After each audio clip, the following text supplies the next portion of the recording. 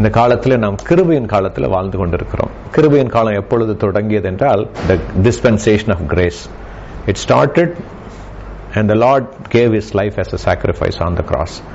கர்த்தர் தம்முடைய ஜீவனை கொடுத்து கிருபாதார பலியாக நியாயப்பிரமாணத்தின் சாபத்துக்கும் நியாயப்பிரமாண காலத்தின் கட்டுகளுக்கு நம்மை விடுதலை ஆக்கி கொண்ட அந்த நாளிலிருந்து மீண்டுமாய் கர்த்தர் நம்மை தம்மோடு கூட சேர்த்து கொள்ளுகிற அந்த நாள் வரைக்கும், மகிமையிலே வந்து மத்திய ஆகாயத்திலே நாம் அவரை சந்திக்கிற அந்த நாள் வரைக்குமாக இந்த கிருபையின் காலம் இருந்து கொண்டிருக்கிறது.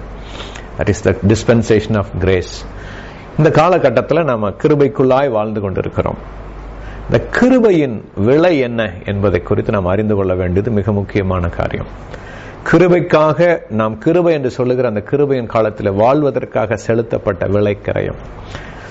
இந்த கிருபையில வாழ்வதற்கான நமக்கு கொடுக்கப்பட்டிருக்கிற பலன்கள், கிருபையில வாழ்வதற்காக நாம் கடைபிடிக்க வேண்டிய சில காரியங்கள், எந்த காரியங்களை குறித்து நம்ம தியானித்துக் கொண்டு வருகிறோம். மிக முக்கியமான காரியம், கர்த்தருடைய வேதத்திலே நாம் ஆழமாக ஜீவிப்பது. நான் ஆழமாக தியானிப்பது என்று மட்டும் சொல்லவில்லை, ஆழமாக ஜீவிப்பது. The life word of God should be your life. You should speak the word, you should eat the word of God, and you should live the word of God. And this is the observation, the application. நம்ம கேட்கிறவர்களாக மட்டுமல்ல, அதன்படி செய்கிறவர்களாக நாம் இருக்க வேண்டும் என்று வேதம் சொல்லுகிறது. இந்த வேதத்தை தியானிக்கும் பொழுது அதன் காரியங்களை கர்த்தர் நம்ம கற்றுக் கொடுக்கிறார். கற்றுக் கொடுப்பது மட்டுமல்ல, நம்முடைய ஆவி மனிதனிலே அதை உள்வாங்க செய்கிறார். He imprints the word into our spirit. The spirit man receives the word as a food and he starts growing. அதாவது உள்ளான மனிதன் நாளுக்கு நாள் புதிதாக்கப்படுகிறான்.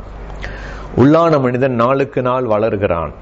வெளியில் இருக்கிற மனிதன், வெளியில் இருக்கிற இந்த சரீரமானது நாளுக்கு நாள் காலத்தின் காரணமாக, வேறு பல காரணங்களாக அது பலன் இழந்து வந்தாலும் உள்ளான மனிதன் நாளுக்கு நாள் புதிதாகிறான், நாளுக்கு நாள் பலப்படுகிறான். இதைத்தான் வேதம் சொல்லுகிறது. நாம் நாளுக்கு நாள் கிறிஸ்துவின் சாயலாக மாறிக்கொண்டிருக்கிறோம். மகிமையின் மேல் மகிமை அடைந்து நாம் கிறிஸ்துவை போல மாறிக்கொண்டிருக்கிறோம். எந்த நாள் வரை? அவரை சந்தித்து அவருடைய சாயலாக நாம் உருமாறுகிற நாள் வரைக்கும் நாம் கர்த்தருடைய சாயலாக மாறிக்கொண்டே இருக்கிறோம். பரிசுத்த ஆவியானவர் நமக்குள்ளே இருந்து அந்த காரியத்தை செய்து கொண்டே இருக்கிறார். செய்ய வேண்டியதெல்லாம் கர்த்தருக்குள்ளாய் வளர வேண்டும்.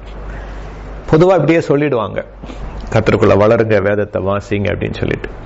இது எப்படியாக நடைபெறுகிறது என்பதை குறித்து தான் இந்த ரோமருக்கு எழுதின நிருபத்தில் பவுல், பரிசுத்த ஆவியானவர் பவுலின் மூலமாக வெகு தெளிவாக சில காரியங்களை வெளிப்படுத்தி காண்பித்திருக்கிறார். வெகு தெளிவாக பரிசுத்த ஆவியானவர் அந்த ஒவ்வொரு காலகட்டத்தையும் நாம் வாழ்ந்து கொண்டிருக்கிற, கடந்து வந்த அந்த டிரான்சிஷன், எவ்ரிதிங் இந்த பியூட்டிஃபுல் அழகா ஆவியானவர் சொல்லி வைத்திருக்கிறார். அதனாலதான் ரோமருக்கு எழுதின நிருபம் என்பது தியாலஜியில இறையியலின் மகுடம் என்று சொல்லப்படுகிற ஒரு புத்தகமாக கருதப்படுகிறது. It is the crown of theology, the book of Romans. So everybody, every believer, every Christian, இயேசுவை ஏற்றுக்கொண்ட தேவ பிள்ளைகள் ஒவ்வொருவரும் இந்த ரோமருக்கு எழுதின நிருபத்தை குறித்த காரியங்களை நாம் தியானித்து அதை குறித்து ஆழமாக நாம் கற்றுக்கொள்ள வேண்டும். அநேக வேத பாட வகுப்புகள் உண்டு. நாமும் கர்த்தருடைய ஏவுதலின்படியாக உங்களுக்கு சொல்லிக் கொடுக்கும்படியாக கர்த்தர் எனக்கு கொடுத்த பாரத்தை போதகரோடு கூட இணைந்து இந்த காரியத்தை நாம் செய்து வருகிறோம். 1 மணி நேரம் வாரத்தில், ஒரு 1.5 மணி நேரம் அல்லது மேக்சிமம் 2 மணி நேரம் நீங்கள் ஒதுக்குவீர்கள் என்றால் இந்த சத்தியம் உங்கள் வாழ்க்கையில செயல்பட ஆரம்பிக்கும். வாழ்க்கையில உங்களுக்கு கர்த்தருடைய வசனம் கேட்பது ஒன்றும் குறைபட்டு போகாது. அதனால் நீங்கள் எந்த ஊர்ல இருந்தாலும் சரி, being online, you can join anywhere, wherever you are in the world. நீங்க எதுல இருந்தாலும் கலந்துக்கலாம். ஒரு 2 hours அந்த வசனத்தை கேட்க கேட்க ஆவியானவர் உங்களுக்குள்ளே கிரியை செய்வார். உங்களுடைய ஆவி மனிதன், உள்ளான மனிதன் வல்லமையாய் பலப்படுவான். அதற்காகத்தான் உற்சாகத்தோடு கூட கர்த்தர் எங்களோடு பேச வேண்டும், எங்களுக்கு கற்றுக் கொடுக்க வேண்டும் என்ற ஆவலோடு கூட நாம் அனைவரும் அமர்ந்திருக்கிறோம். கர்த்தர் ஒரு பாத்திரத்தை கொண்டு பேசுவார். ஆனா எல்லாருமே அந்த பாத்திரமும், அதாவது இப்ப நான் பேசுறேன்னா எனக்கும் அவர் கற்றுக் கொடுக்கிறார், உங்கள் அனைவருக்கும் கற்றுக் கொடுக்கிறார். That is how the Spirit of the Lord teaches. The great teacher, the greatest teacher, the Holy Spirit is teaching us in this way. அப்போ இதனுடைய வரலாற்று பின்னணியை குறித்து நான் உங்களுக்கு சொன்னேன். ஹிஸ்டாரிக்கல் பேக்ரவுண்ட், எப்பொழுது எழுதப்பட்டது, உங்களுக்கு எல்லாத்துக்கும் தெரிஞ்ச காரியம். தொடர்ந்து 6வது கிளாஸ் நீங்க அட்டெண்ட் பண்ணிட்டு இருக்கிறீங்க. திரும்பமாக சொல்லுகிறேன், கிபி 56-57 வருடங்களிலே கொரிந்து பட்டணத்திலிருந்து ரோமாபுரியில் உள்ள திருச்சபைக்கு கிறிஸ்தவர்களுக்கு பவுலினால் எழுதப்பட்ட கடிதம். அதை எழுதினவர் ஒருத்தர் தெர்த்தி என்று சொல்லப்படுகிறவர், சொன்னவர் பவுல். இந்த சபையிலிருந்து எழுதுகிறார். அவர் ஏற்பட்ட மிக முக்கியமான ஒரு காரியம் என்னவென்றால், 2 வகையான கூட்டம், ஜனக்கூட்டம் இருந்தார்கள். கிறிஸ்தவர்களுக்குள்ளே 2 பிரிவாக இருந்தது. யூதர்களிலிருந்து ஆண்டவரை ஏற்றுக்கொண்டவர்கள், இஸ்ரவேலராக பிறந்து கர்த்தரை ஏற்றுக்கொண்ட கிறிஸ்தவர்கள். இஸ்ரவேலர் அல்லாத பிற இனத்தை சார்ந்த மக்கள் இயேசுவை ஏற்றுக்கொண்டவர்கள்.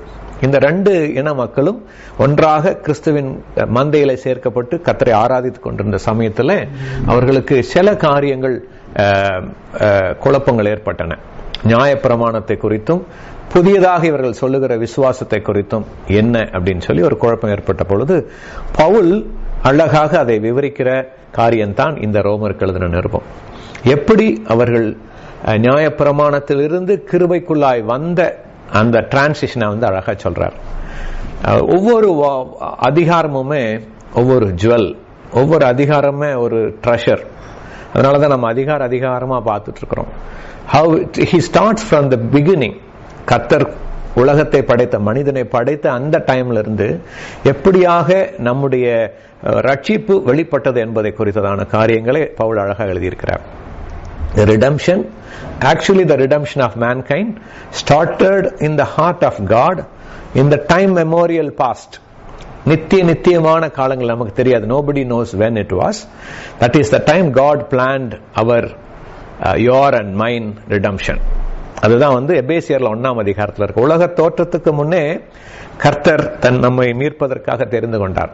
பெரிய ஒரு பிளான், புரிஞ்சுக்கணும்.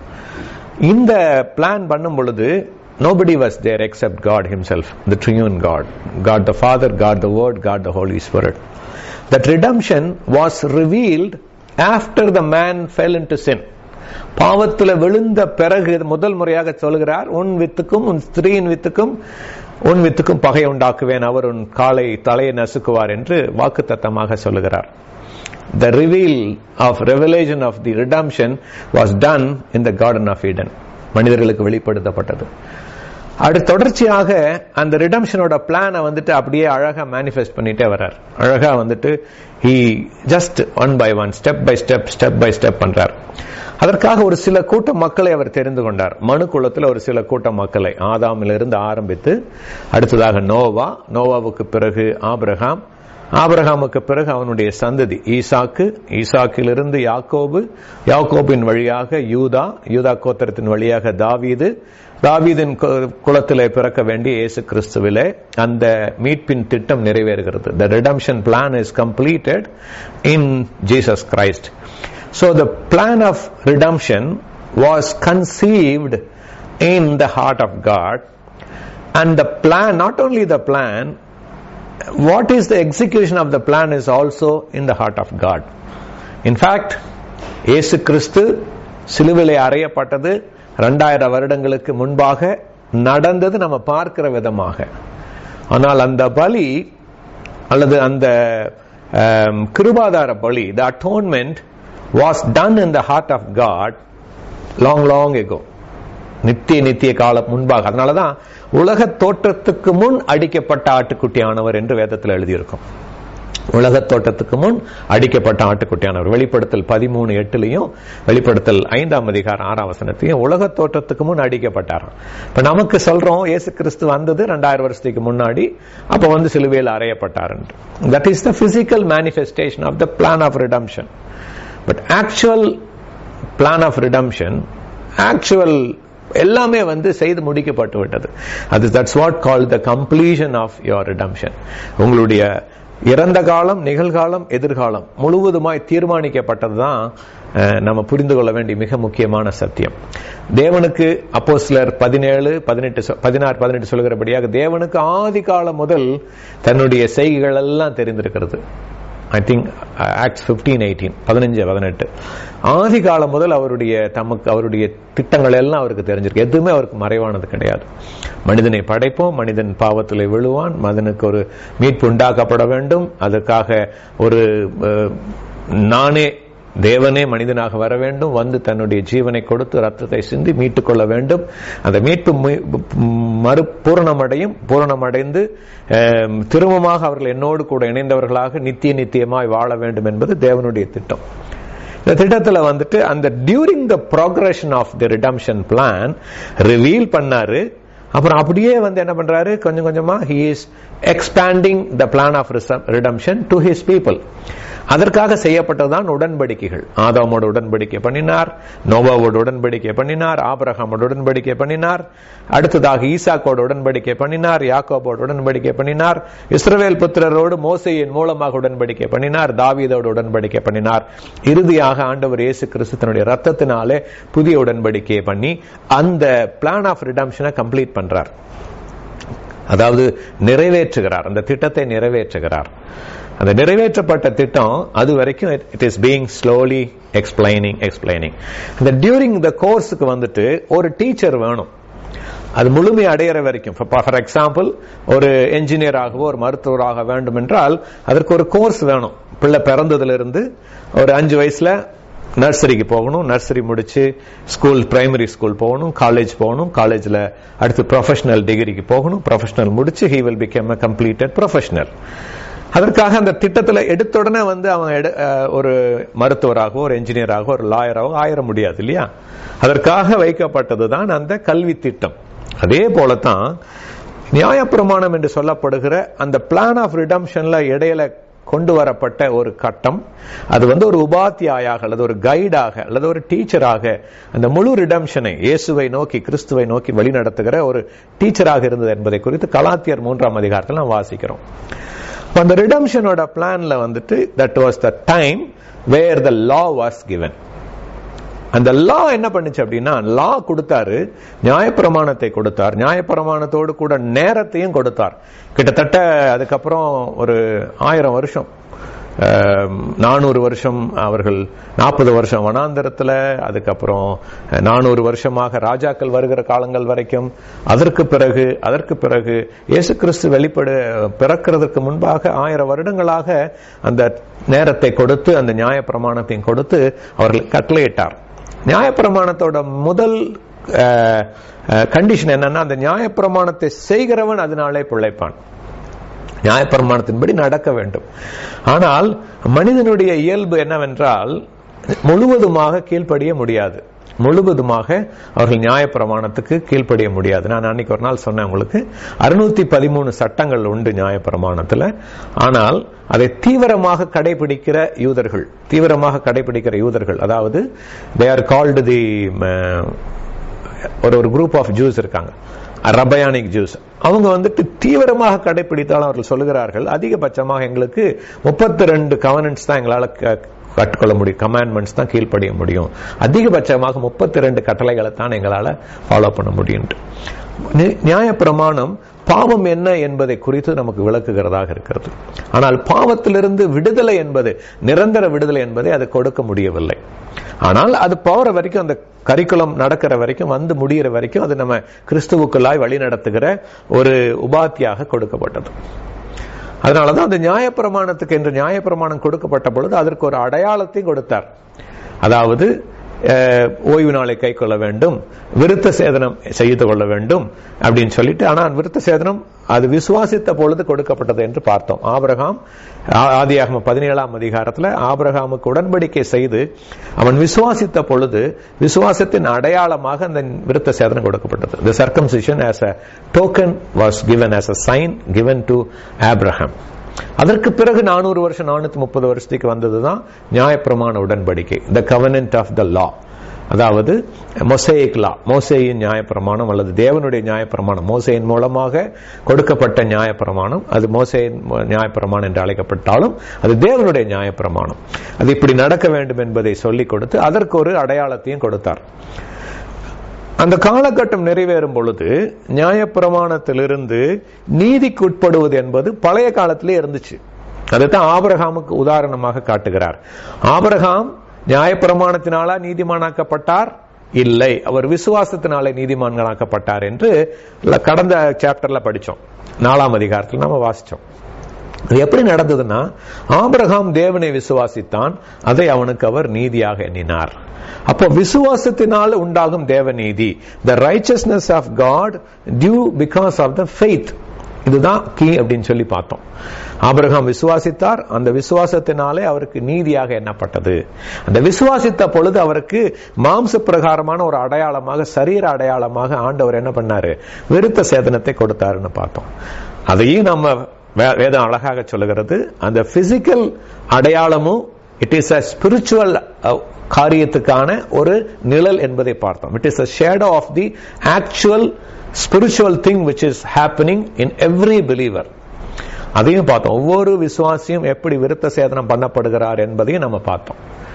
சரீரத்தில் அல்ல, ஆவியிலே, இருதயத்திலே, இருதயத்தின் நுனி தோளிலே நீங்களும் நானும் விருத்த சேதனம் பண்ணப்படுகிறோம்.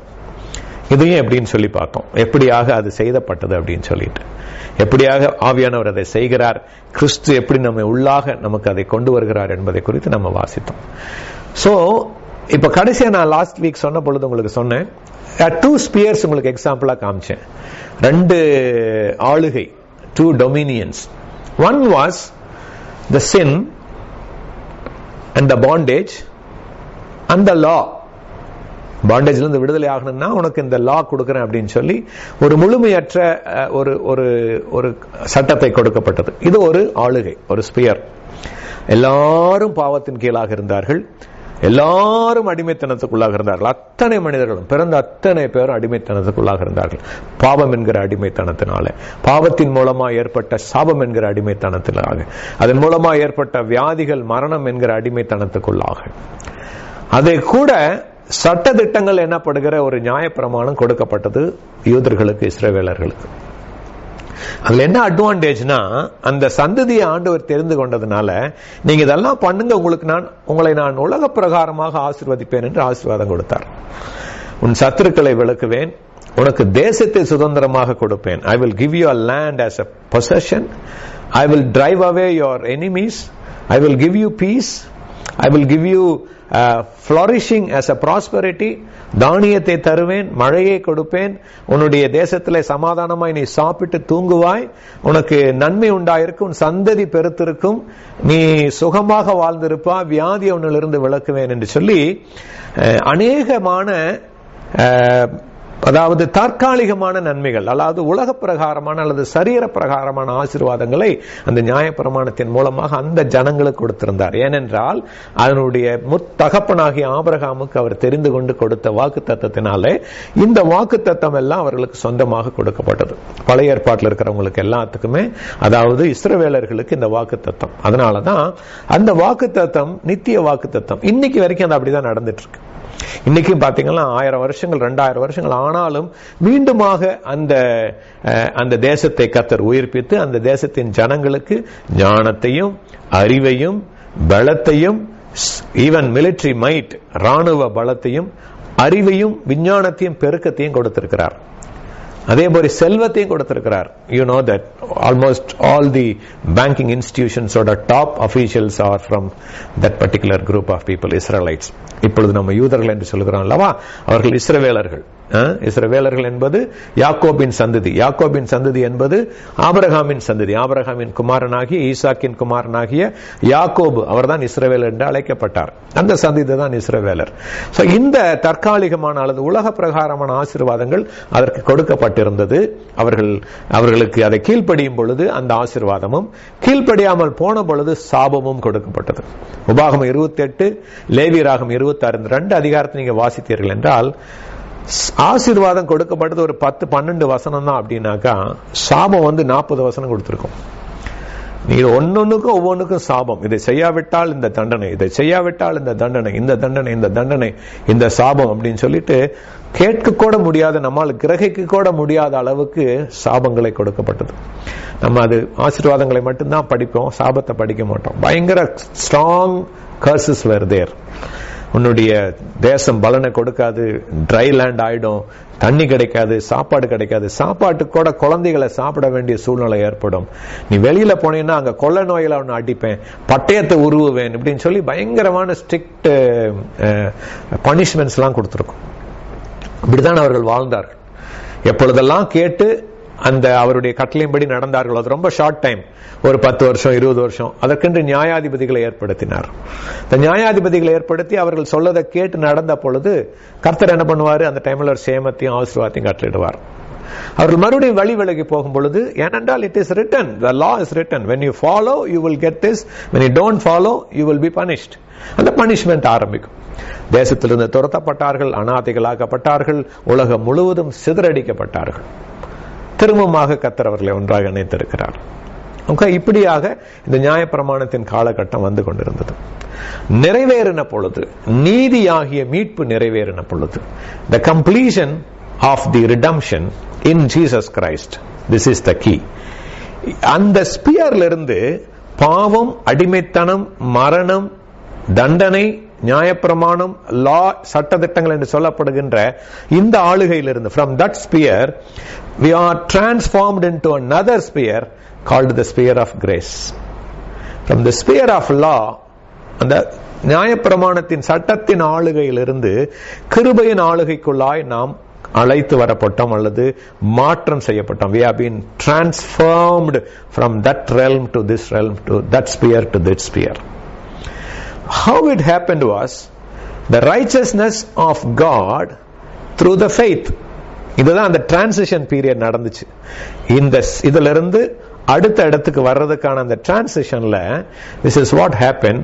The faith brought the righteousness. அந்த faith என்னங்கறத பத்தியும் பார்த்தோம். The faith upon the completed sacrifice of Jesus Christ. அவருடைய மரணம், அவருடைய ரத்தம், அவருடைய அடக்கம் பண்ணப்படுதல், அவருடைய உயிர்த்தெழுதல், அவருடைய மகிமை, அவர்கள் எல்லாவற்றிற்காகவும் ஆண்டவர் வந்துட்டு செந்தின அந்த காரியத்தை விசுவாசிக்கும் பொழுது, நாம் அதை விசுவாசிக்கும் பொழுது அந்த விசுவாசத்தினாலே நமக்கு நீதி உண்டாகிறது என்று பார்த்தோம். அதற்கு ஆபிரகாமை உதாரணமாக காட்டினார். ரோமர் 4ஆம் அதிகாரத்துல நம்ம 21ஆம் வசனத்துல வாசித்தோம். அவன் முழு நிச்சயத்தோடு விசுவாசித்தான். அந்த முழு நிச்சயத்தையோட விசுவாசித்தவன் தேவனை மகிமைப்படுத்தினான். The transition periodல he believed in the Lord, he had a faith in the Lord, and because of the faith he was completely praising God. The very important thing is praising God. எப்படி தேவனை மகிமைப்படுத்துவது, எப்படி தேவனுக்கு நன்றி செலுத்துவது வந்து நம்முடைய விசுவாசத்தின் பூரணத்துவத்தில் எப்படியாக அது நிறைவேறுதுன்னு பார்த்தோம். அதை அவர் அவனுக்கு நீதியாக எண்ணினார். விசுவாசித்தான், தேவனை மகிமைப்படுத்தினான், அதை அவனுக்கு நீதியாக எண்ணினார். வேற எந்த கிரியையுமே கிடையாது, எந்த கிரியையுமே கிடையாது, எந்த கிரியையுமே கிடையாது. ஆக்சுவலா விசுவாசம், விசுவாசிக்கும் பொழுது அந்த விசுவாசத்தினாலே நாம் தேவனை மகிமைப்படுத்துகிறோம், தேவனுக்கு துதி செலுத்துகிறோம், தேவனை ஆண்டவரை போற்றுகிறோம். ஆண்டவரே உமக்கு மகிமை, உமக்கு நன்றி, உமக்கு ஸ்தோத்திரம், உம்மை துதிக்கிறோம் சொல்லி துதிக்கும் பொழுது நமக்கு அது நீதியாக எண்ணுகிறார். இந்த டிரான்சிஷன் பண்ணும் பொழுது அந்த நீதியாக எண்ணப்பட்ட அந்த ஆளுகை தான் இந்த கிருபையின் ஆளுகை. விசுவாசத்தினாலே நாம் நீதிமான்கள் ஆக்கப்பட்டு கிருபைக்குள்ளாய் கொண்டு வரப்பட்டோம். இந்த டிரான்சிஷன் பீரியட் கொண்டு வர்றதுக்காகத்தான் இயேசு கிறிஸ்துவின் சிலுவை மரணமும் ரத்தம் சிந்துதலும் அவருடைய அடக்கம் பண்ணப்படுதலும் அவருடைய உயிர்த்தெழுதலும் நடந்தது. இந்த கிருபையின் காலத்துக்குள்ளாதான் நாம இப்ப இருக்கிறோம்.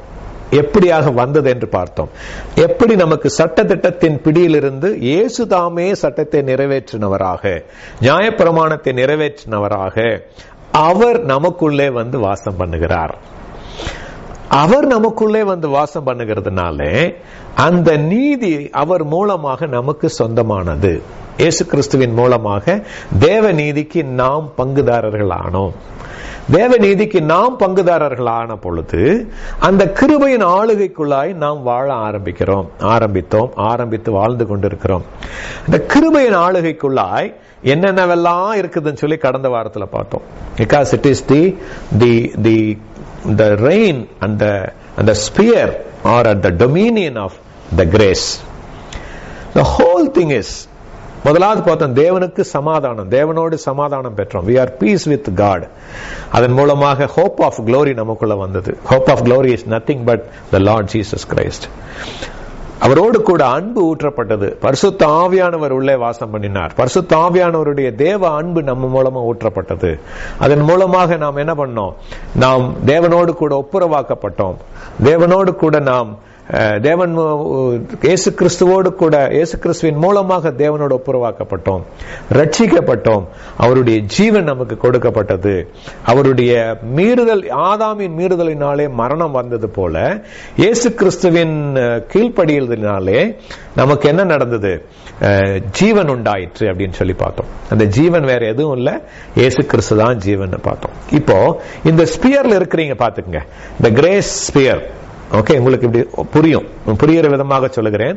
இந்த டிரான்சிஷனுமே it doesn't take days. The transition is momentary. You are trusted in the Lord, you have faith in the Lord Jesus Christ. The same moment you are being saved, the same moment you receive the righteousness of God, because already அதை செஞ்சு வச்சிட்டார். அவர் நமக்காக பாவமாகி நாம் அவருடைய நீதி ஆகும்படி சிலுவையில் அவரை நமக்காக பாவமாக்கினார் தேவன். அப்ப நம்மளுடைய அந்த நீதி உடனே நமக்கு கொடுக்கப்படுகிறது. we are born again. இது instantaneous. born again, instantaneous. You are born again into the family of God. You are into this sphere that is called the grace. In the grace sphere குள்ள you are in God, you are in Christ. அங்க the God was with them when they obeyed him. God left them when they disobeyed him. அவர்கள் விசுவாசித்து அவர்கள் அவருடைய கற்பனைகளுக்கு கீழ்ப்படிந்து நடந்த பொழுது அவர் அவர்களோடு கூட வாசம் பண்ணினார், அவர்களோடு கூட நடந்தார். வாசஸ்தலத்தின் மூலமாக, அக்கினி ஸ்தம்பத்தின் மூலமாக, மேக ஸ்தம்பத்தின் மூலமாக, அடுத்ததாக ஆலயத்திலே அவர்கள் இருக்கிற இடங்களிலே அவர் பாளையத்திலே உலாவி அவர்களோடு கூட இருந்தார். அவர்கள் கீழ்ப்படியாத போன பொழுது அவர்களை விட்டு விலகி போனார். இந்த கிருபையின் ஸ்பியருக்குள்ள தேவன் நமக்குள்ளே வாசம் பண்ண ஆரம்பிக்கிறார். நம்மை தன்னுடைய ஆலயமாக மாற்றி இருக்கிறார். இந்த சரீரத்தை அவருடைய ஆலயமாக மாற்றி இந்த சரீரத்துக்குள்ளே அவர் வாசமாக இருக்கிறார், மகிமையின் நம்பிக்கையாக. அடுத்ததாக அவர் வந்தால் அவரோடு கூட அனைத்தும் வரும்.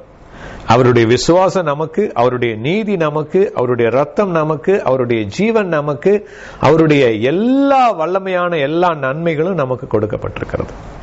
So we are completely covered under his presence, under his dominion. That is called the grace. கிருபை.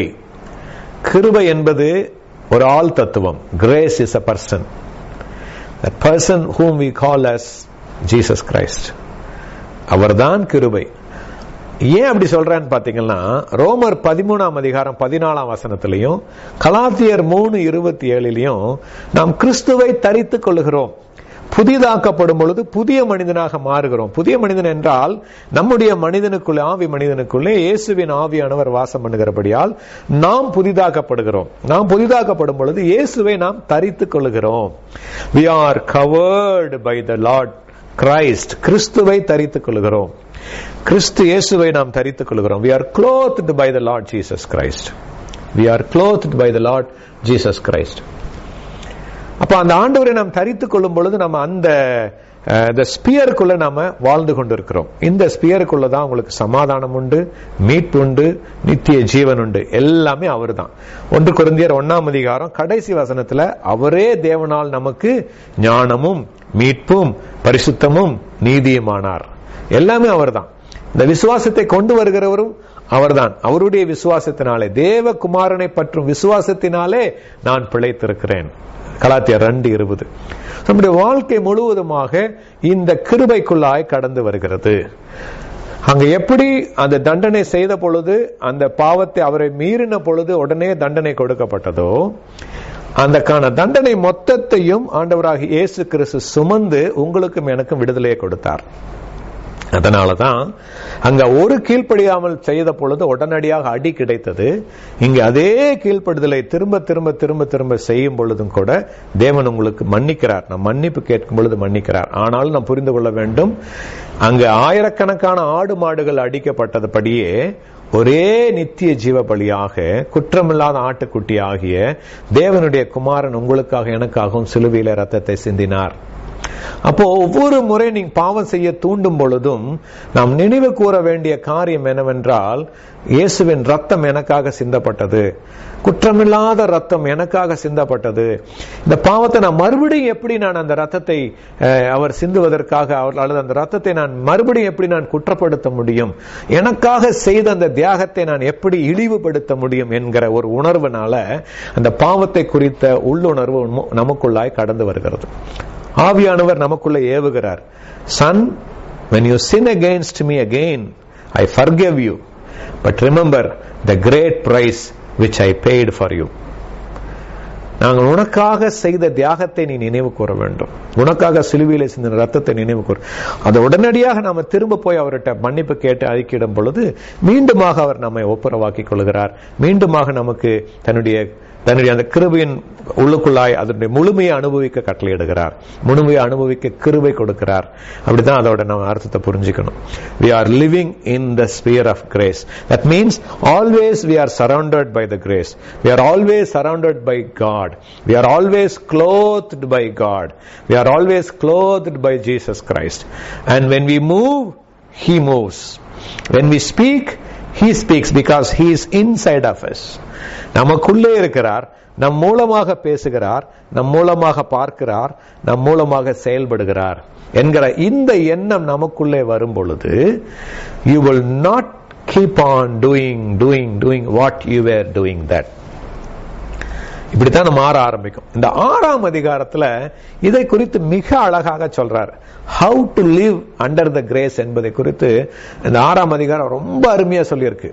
நீங்க அதை வந்துட்டு புரிஞ்சுக்கிட்டீங்கன்னா how to live under the graceங்கிறது வந்து வெரி சிம்பிள். பிகாஸ் இந்த காலகட்டத்தில் கிரேஸை குறித்து நிறைய காரியங்கள் சொல்லிக் கொடுக்குறாங்க.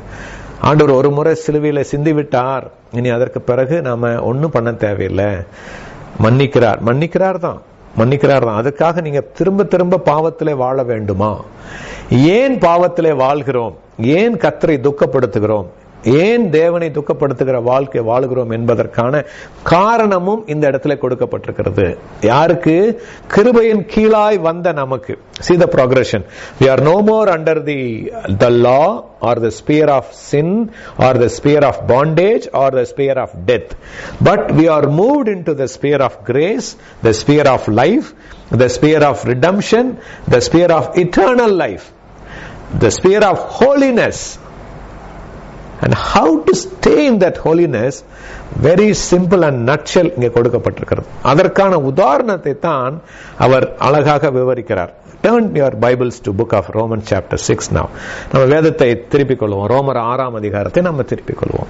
இதில் மிக முக்கியமான ஒரு காரியம் சொல்லப்படுகிறது. அந்த காரியம் என்னவென்றால் ஞானஸ்நானம். இந்த ஞானஸ்நானம் என்று சொல்லப்படுகிறது ஒரு நிழலோட்டமான காரியம் அல்லது ஒரு செயல்படுத்துகிற ஒரு காரியம். ஒரு காரியத்தின் அடையாளமாக நாம் இதை செய்கிறோம். ஒரு விசுவாசத்தின் அடையாளமாக நாம் இந்த ஞானஸ்நானத்தை பெறுகிறோம். We get baptized declaring something which has happened more solid and more permanent.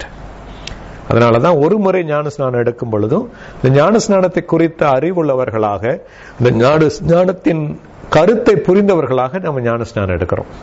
அப்ப என்ன நடக்குது அப்படின்னு பாத்தீங்கன்னா, what we do in the time of baptism is we declare and we follow and we confess three things.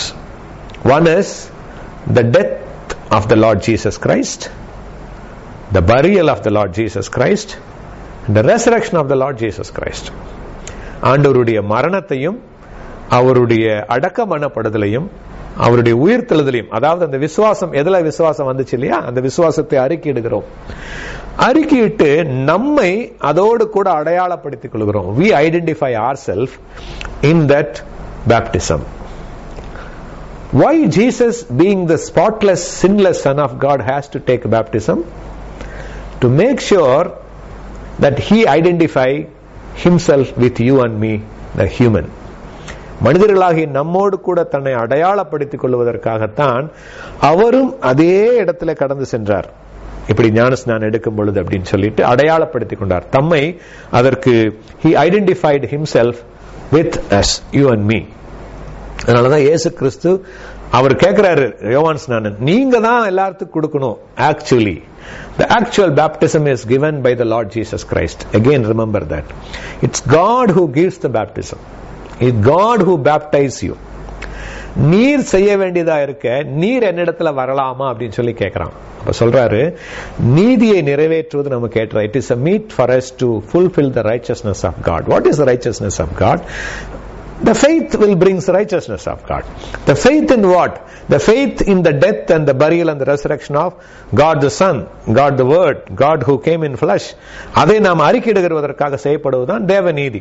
இப்படித்தான் தேவநீதியை நிறைவேற்றுகிறோம். விசுவாசிக்கிறோம், விசுவாசித்து மகிமைப்படுத்துகிறோம், மகிமைப்படுத்தி அறிக்கையிடுகிறோம், நாம் நீதியாக எண்ணப்படுகிறோம். இந்த நீதியை நிறைவேற்றுவதற்காகத்தான் நாம் இந்த அடையாளமாகி ஞானஸ்நானத்தை எடுக்கிறோம். இந்த அடையாளமாகி ஞானஸ்நானத்தை நாம் அவரோடு கூட அடையாளப்படுத்துகிறோம். நான் கிறிஸ்துவுடனே கூட மரித்தேன், நான் கிறிஸ்துவுடனே கூட அடக்கம் பண்ணப்பட்டேன், நான் கிறிஸ்துவோட கூட உயிர்த்தெழுந்தேன்.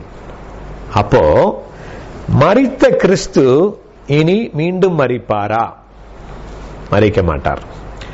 He died for the old body of 33.5 years. And he was completely buried, and he rose again with a new glorified body. The same way, I died with my sinful body, my sinful nature.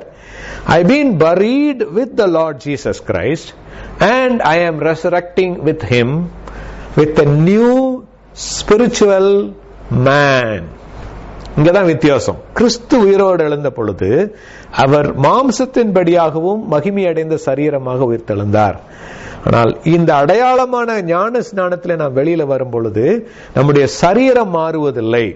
நம்முடைய சரீரம் it is as the flesh and blood, but உள்ளான மனிதன் நமக்குள்ளாய் மாறுகிறான். அது ஞான ஸ்நானத்தில் மாறுகிறது அல்ல. நாம் கிறிஸ்துவை ஏற்றுக்கொண்டு அவருடைய மரணத்திலே நம்மை அடையாளப்படுத்தி, அவருடைய அடக்கம் பண்ணப்படுதலை நம்மை அடையாளப்படுத்தி, அவருடைய உயிர்த்தெழுதலை நாம் பங்குள்ளவர்களாக. அது சிம்பிள் ஃபெய்த். நான் அவரை விசுவாசிக்கிறேன். அதை விசுவாசிக்கும் பொழுது அந்த நீதியின் நிறைவேறுதலாகிய the completion of the righteousness of God, fulfillment of the righteousness of God is being revealed when you are risen with a new man, which is called the new birth. This has happened in the spiritual realm. It doesn't happen just because you are getting into the water and coming out. சில பேர் போதிப்பார்கள், ஞானஸ்நானம் எடுத்தா தான் நீ ரட்சிக்கப்படுவாய் என்று. அந்த ரட்சிப்பு அப்படின்றத குறித்ததான அந்த தெளிவு அவர்களுக்கு இல்லை. 3 வகையான ரட்சிப்பு இருக்கிறது. ஒன்று, ரட்சிக்கப்பட்டேன், அடுத்ததாக ரட்சிக்கப்படுகிறேன், ரட்சிக்கப்படுவேன், மீட்கப்பட்டேன், மீட்கப்படுகிறேன், மீட்கப்படுவேன். I was justified, I am being sanctified, I will be glorified. I am being sanctified, I will be glorified. இந்த காலகட்டத்தில் we are getting into the waters of baptism just to reassure or just to confess my inner faith. எப்படி வெளியில இருக்கிறவங்களுக்கு தெரியும்?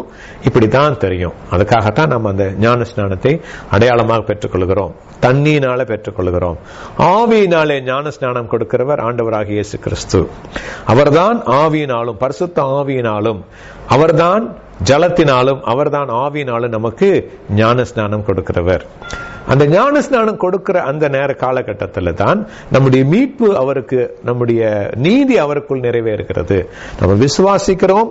அவர் நம்மை மரித்தவர்களாக, அவரோடு கூட அடக்கம் பண்ணப்பட்டவர்களாக, அவரோடு கூட உயிர் தெழுந்தவர்களாக நம்மை மாற்றுகிறார். அதைத்தான் அழகா போட்டிருக்கிறாரு. இப்போ இங்க கேள்வி கேட்கறாங்க எல்லாருமே, கிருபைக்குள்ளாய் நாம் வாழ்கிறோம். கிருபை பெருகும்படி நாம் என்ன செய்ய வேண்டும்? கிருபையில நிலைத்திருக்கும்படி என்ன செய்ய வேண்டும்? ஏன்னா படிச்ச முதல்ல பாவம் பெருகின இடத்துல கிருபை பெருகிற்று. எங்கெங்கெல்லாம் பாவம் பெருகினதோ அங்க கிருபையும் பெருகிற்று. அப்ப பாவம் பெருக வேண்டுமா? கிருபை பெருகுவதற்காக, அல்லது கிருபை வேண்டும் என்பதற்காக நீ பாவத்திலேயே நிற்க வேண்டுமா? இல்ல பாவத்தை செய்து கொண்டே இருக்க வேண்டுமா? கிருபை கொடுக்கப்படும், கிருபை கொடுக்கப்படும், கிருபை கொடுக்கப்படும் என்று. அப்படி அல்ல. பாவத்திலே நாம் நிற்க கூடாது, பாவத்துக்கு நாம் வாழக்கூடாது. சிம்பிளா கேட்கிறாரு, பாவத்துக்கு மரித்த நாம் இனி அதிலே எப்படி பிழைப்போம்? ஞான ஸ்நானத்துல, அதாவது இயேசுவை ஏற்றுக்கொள்ளும் பொழுது நாம் பாவத்துக்கு மரித்தோம் என்று அறிக்கையிடுகிறோம். I am dead to the sin, I am dead to my past, I am dead to my bondage and my death with Jesus Christ. அவரோடைய அடக்கம் பண்ணப்படுதனால அவரோடு கூட நான் அடக்கம் பண்ணப்படுகிறேன், திரும்ப அவரோடு கூட உயிர்த்தெழுகிறேன். உயிர்த்தெழுந்த பொழுது எனக்கு முன்னே இருந்த பாவ சரீரம் அல்லது பாவ சுபாவம் இல்லை. எனக்கு இப்பொழுது ஆன்மீக சரீரமும் ஆன்மீக சுபாவமும் ஆவிக்குரிய சுபாவமும் கொடுக்கப்பட்டிருக்கிறது. That is in the spiritual realm. Whereas the physical realm, நாம் பூமியில வாசம் பண்ணுகிறோம். We are interfacing, we are intervening with the physical world around us. நம்மை சூழ்ந்து இருக்கிற இந்த உலகத்தை, காணக்கூடிய விதமான அல்லது தொடக்கூடிய விதமான உலகத்தை, the tangible world இருந்துட்டு இருக்கிறோம். இந்த காரியத்தை நாம பார்க்கிறோம், கேட்கிறோம், பேசுகிறோம், நடக்கிறோம், செயல்படுத்துகிறோம், எல்லாமே செய்யறோம். இந்த செயல்படுத்துகிற காரியத்தை இருக்கிறதுனால இந்த சரீரம் இன்னுமாக மகிமைப்படுத்தப்படவில்லை. Our salvation is not yet fulfilled, not yet completed by glorification. Still we have to live maybe another 70, 80, 90, 100 years in this world. Then we will be glorified when the Lord Jesus comes to transform us. அப்ப அந்த காலகட்டத்தில் இருக்கும் பொழுது என்ன ஆகும்னாக்கா, இதை புரிந்து கொள்ள வேண்டியது ஒரே ஒரு காரியம், நீங்கள் மரித்தவர்கள் என்பதை புரிந்து கொள்ள வேண்டும். மரித்து பின் உயிரோடு எழுந்தவர்கள், பாவத்துக்கு மரித்து நீதிக்கென்று உயிர் தெழுந்தவர்கள், நியாயப்பிரமாணத்துக்கு மரித்து கிருபைக்கென்று உயிர் தெழுந்தவர்கள், அடிமைத்தனத்துக்கு மரித்து விடுதலைக்கென்று உயிர் தெழுந்தவர்கள், மரணத்துக்கு மரித்து ஜீவனுக்கென்று உயிர் தெழுந்தவர்கள். மரணம் இல்லை, ஜீவன் உண்டு. பாவம் இல்லை, ரட்சிப்பு உண்டு. நியாயப்பிரமாணம் சட்டதிட்டம் இல்லை, எனக்கு விடுதலை உண்டு. அடிமைத்தனம் இல்லை, எனக்கு சுயாதீனம் உண்டு. இந்த காலகட்டத்தில் வந்த பொழுது திரும்ப நான் பழச செஞ்சேன்னா என்ன அர்த்தம்? You are confessing again that I am not born again, I am not revived, I am not உயிரோடு எழவில்லை, நான் பாவத்துக்கு நான் மரிக்கவில்லை. அதான் கேட்கிறார், பாவத்துக்கு மரித்த நாம் இனி எப்படி அதிலே பிழைப்போம்? How you can live again when you say that you are died? இயேசு கிறிஸ்துவுக்குள்ளாய் ஞான ஸ்நானம் பெற்ற நாம் எல்லோரும் அவருடைய மரணத்துக்குள்ளாக ஞான ஸ்நானம் பெற்றதை அறியாமல் இருக்கிறீர்களா? We identified ourselves in the death of the Lord Jesus Christ. அதை தான் அறிக்கையிடுகிறோம். அறிக்கையிடும் பொழுது we identify ourselves. நான் அவரோடு கூட மரித்தேன், நான் அவரோடு கூட மரித்தேன் என்பதை நான் அறிக்கையிடுகிறேன். அப்போ அவரோடு கூட மரித்தேன், அவரோடு கூட அடக்கம் பண்ணப்பட்டேன், அவர் பிதாவின் மகிமையினாலே அவர் உயிரோடு எழும்பப்பட்டது போல நாமும் புதிதான ஜீவன் உள்ளவர்களாய் நடந்து கொள்ளும்படி. அப்போ மரித்தோம், உயிர் தெழுந்தோம். உயிர் தெழுந்த பிறகு என்ன இருக்கணும்? புதிய ஜீவன் உண்டாயிருக்க வேண்டும். அவருடைய மரணத்துக்கு ஒப்பாக்கும், அவருடைய மரணத்துக்கு உள்ளாக்கும் ஞான ஸ்நானத்தினாலே கிறிஸ்துவுடனே கூட அடக்கம் பண்ணப்பட்டோம். You have been being buried with Jesus Christ in the spiritual realm, not physically, in the spiritual life. அடக்கம் பண்ணப்பட்டோம். ஞான ஸ்நானத்தினாலே கிறிஸ்துவுடனே கூட அடக்கம் பண்ணப்பட்டோம். அப்போ அவருடைய மரணத்தின் சாயலில் நீங்கள் இணைக்கப்பட்டது உண்மை என்றால், அவருடைய உயிர்த்தெழுதலின் சாயலிலும் நீங்கள் இணைக்கப்பட்டிருப்பீர்கள். அவருடைய மரணத்தின் சாயலிலே இணைக்கப்படாவிட்டால் உயிர்த்தெழுதலின் சாயலிலே இணைக்கப்பட முடியாது. இந்த other way, if you are confessing a resurrected life, you have to realize that your dead life is dead and gone. இனி பாவத்துக்கு ஊழியம் செய்யாதபடிக்கு பாவ சரீரம் ஒளிந்து போகும் பொருட்டாக நம்முடைய பழைய மனுஷன் அவரோட கூட சிலுவையில் அறையப்பட்டது என்று அறிந்திருக்கிறோம். அங்க என்ன நடந்துச்சு? உண்மையிலேயே ஒரு டெத் நடந்துருச்சு. You have died to your past, you have died to your sin, you have died to your old nature. This you have to keep it in mind. You have to confess that, you have to make sure that it is true in your life. மரித்தோரிலிருந்து நாம் மரித்தோம், பாவத்துக்கு ஊழியம் செய்ய முடியாது. Because we are not living in that realm anymore, we are not living in that bondage anymore, we are dead. அப்போ மரணத்துக்கு பாவத்துக்கு ஊழியம் செய்யத்தக்கதாக செய்யாதபடிக்கு பாவ சரீரம் ஒளிந்து போனது. நம்முடைய பழைய மனுஷன் அவரோடு கூட சிலுவையில் அறையப்பட்டான். அதாவது கலாத்தியர் 2:20 கலாத்தியர் 5:24 நான் கிறிஸ்துவுடனே கூட சிலுவையில் அறையப்பட்டேன். ஐ எம் டெட், ஆனாலும் பிழைத்திருக்கிறேன். ஆனால் பிழைத்திருக்கிறது நான் அல்ல, கிறிஸ்துவே எனக்குள் பிழைத்திருக்கிறார். It is only the shirt which you are wearing, the body, it shows you as an individual. Raj, John, James, whoever it is, by name we call. Our external appearance or the tent or the temple is you, whereas the actual person living inside is the Lord Jesus Christ. You are carrying him. அதனாலதான் அந்த hope of glory உங்களுக்கு கொடுத்திருக்கிறார், மகிமையின் நம்பிக்கையை கொடுத்திருக்கிறார். நான் உனக்குள்ளே வாசம் பண்ணுகிறேன், நான் உனக்குள்ளே வாசம் பண்ணுகிறேன் அப்படின்னு சொல்லி சொல்றார். பழைய மனுஷன் அவரோடு கூட அடிக்கப்பட்டு மரணம் அடைந்து விட்டது, சிலுவையில் அறையப்பட்டு விட்டது. இந்த புதிய மனிதன் அவரோடு கூட உயிர் தெழுந்திருக்கிறான். கிறிஸ்துவே எனக்குள் பிழைத்திருக்கிறார். நான் பிழைத்திருக்கிறது தேவகுமாரனை பற்றும் விசுவாசத்தினாலே, the son of God. ஆங்கிலத்தில் the faith of the son of God இருக்கும். அதாவது அவருடைய விசுவாசத்தினாலே, அவர் நமக்கு தந்த அவருடைய விசுவாசத்தினாலே நாம் பிழைத்திருக்கிறோம். கலாத்தியர் 5:24 கிறிஸ்துவினுடையவர்கள் தங்களுடைய ஆசை மாம்சத்தையும் அதன் ஆசை இச்சைகளையும் சிலுவையிலே அறைந்திருக்கிறார்கள். They have crucified their flesh and the lust and the desires of the flesh on the cross. On the cross அப்படித்தான், இதைத்தான் நம்ம ஞாபகப்படுத்திட்டே இருக்கணும். அதுதான் that is called the gospel of the cross. சிலுவையை பற்றின உபதேசம் கெட்டு போகிறவர்களுக்கு பைத்தியம். 1 கொரிந்தியர் 1:18 18, 19, 23 வரைக்கும் வாசிச்சீங்கன்னா, சிலுவையை பற்றி நாங்கள் பிரசங்கிக்கிறோம், சிலுவையில் அறையப்பட்ட இயேசுவை பிரசங்கிக்கிறோம், சிலுவையை பற்றி உபதேசத்தை உங்களுக்கு கொண்டு வருகிறோம் என்று சொல்லும் பொழுது, it speaks about not only the sacrifice which was done by the Lord Jesus Christ, how it is practically working in you in your day-to-day life. That is how அந்த சிலுவை மரணம் எப்படியாக உங்களுக்கும் எனக்குள்ளும் கிரியை செய்கிறது என்பதை நாம் அறிந்து கொள்ள வேண்டும், அதை புரிந்து கொள்ள வேண்டும். We are dead to our old self. You are died to your old man. Your old man is died. இப்பொழுது பிழைத்திருக்கிறதோ அவரோடு கூட அவருக்குள் அவர் நமக்குள் பிழைத்திருக்கிறார். மரித்தவன் பாவத்துக்கு நீங்கி விடுதலையாக்கப்பட்டிருக்கிறான். அந்த ஓல்டு ஸ்பியர்ல இருந்தோம் இல்லையா, அதுக்கு செத்தாச்சு. செத்த பிறகு என்ன ஆகும்? We are no more belong to that sphere. Right? We no more belong to that sphere. பாவம் நம்மை மேற்கொள்ள முடியாது. இந்த பின்னாடி வருது அந்த வசனம். Because மரித்தவன் இனிமேல் மரிக்க முடியாது. ஆல்ரெடி டெத் முடிஞ்சு போச்சு. ஒருத்தன் செத்து போயிட்டான், அவன் நீ உயிர்த்தெழுந்து தான் முடியும். மறுபடியும் இன்னொரு வாட்டி மரிக்கிறதுங்கிறது வந்துட்டு இந்த இடத்துல அது முடியாது. மரித்தவன் பாவத்துக்கு நீங்கி விடுதலையாக்கப்பட்டிருக்கிறானே. ஆக கிறிஸ்துவுடனே கூட நாம் மரித்தது உண்டானால் அவரோடு கூட பிழைத்தும் இருப்போம் என்பதை புரிந்து கொள்ள வேண்டும். இப்போ அவருக்குள் பிழைத்திருக்கிறோம், அவர் நமக்குள் பிழைத்திருக்கிறார். இன்னொன்று, அவரோடு கூட பிழைத்திருக்கிறோம். See how it is. He is living in us, we are living in him, and he is living with us, and we are living with him. அவருடனே கூட பிழைத்திருக்கிறோம்.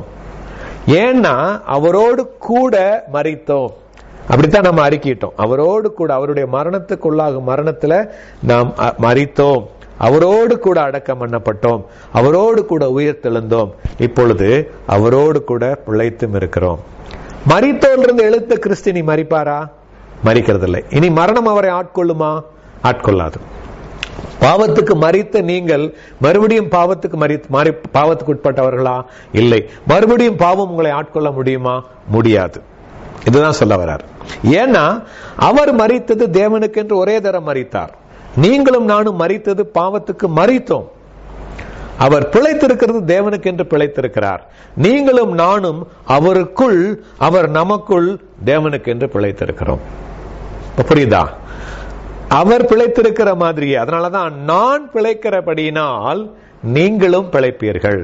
Because I live, you shall live also.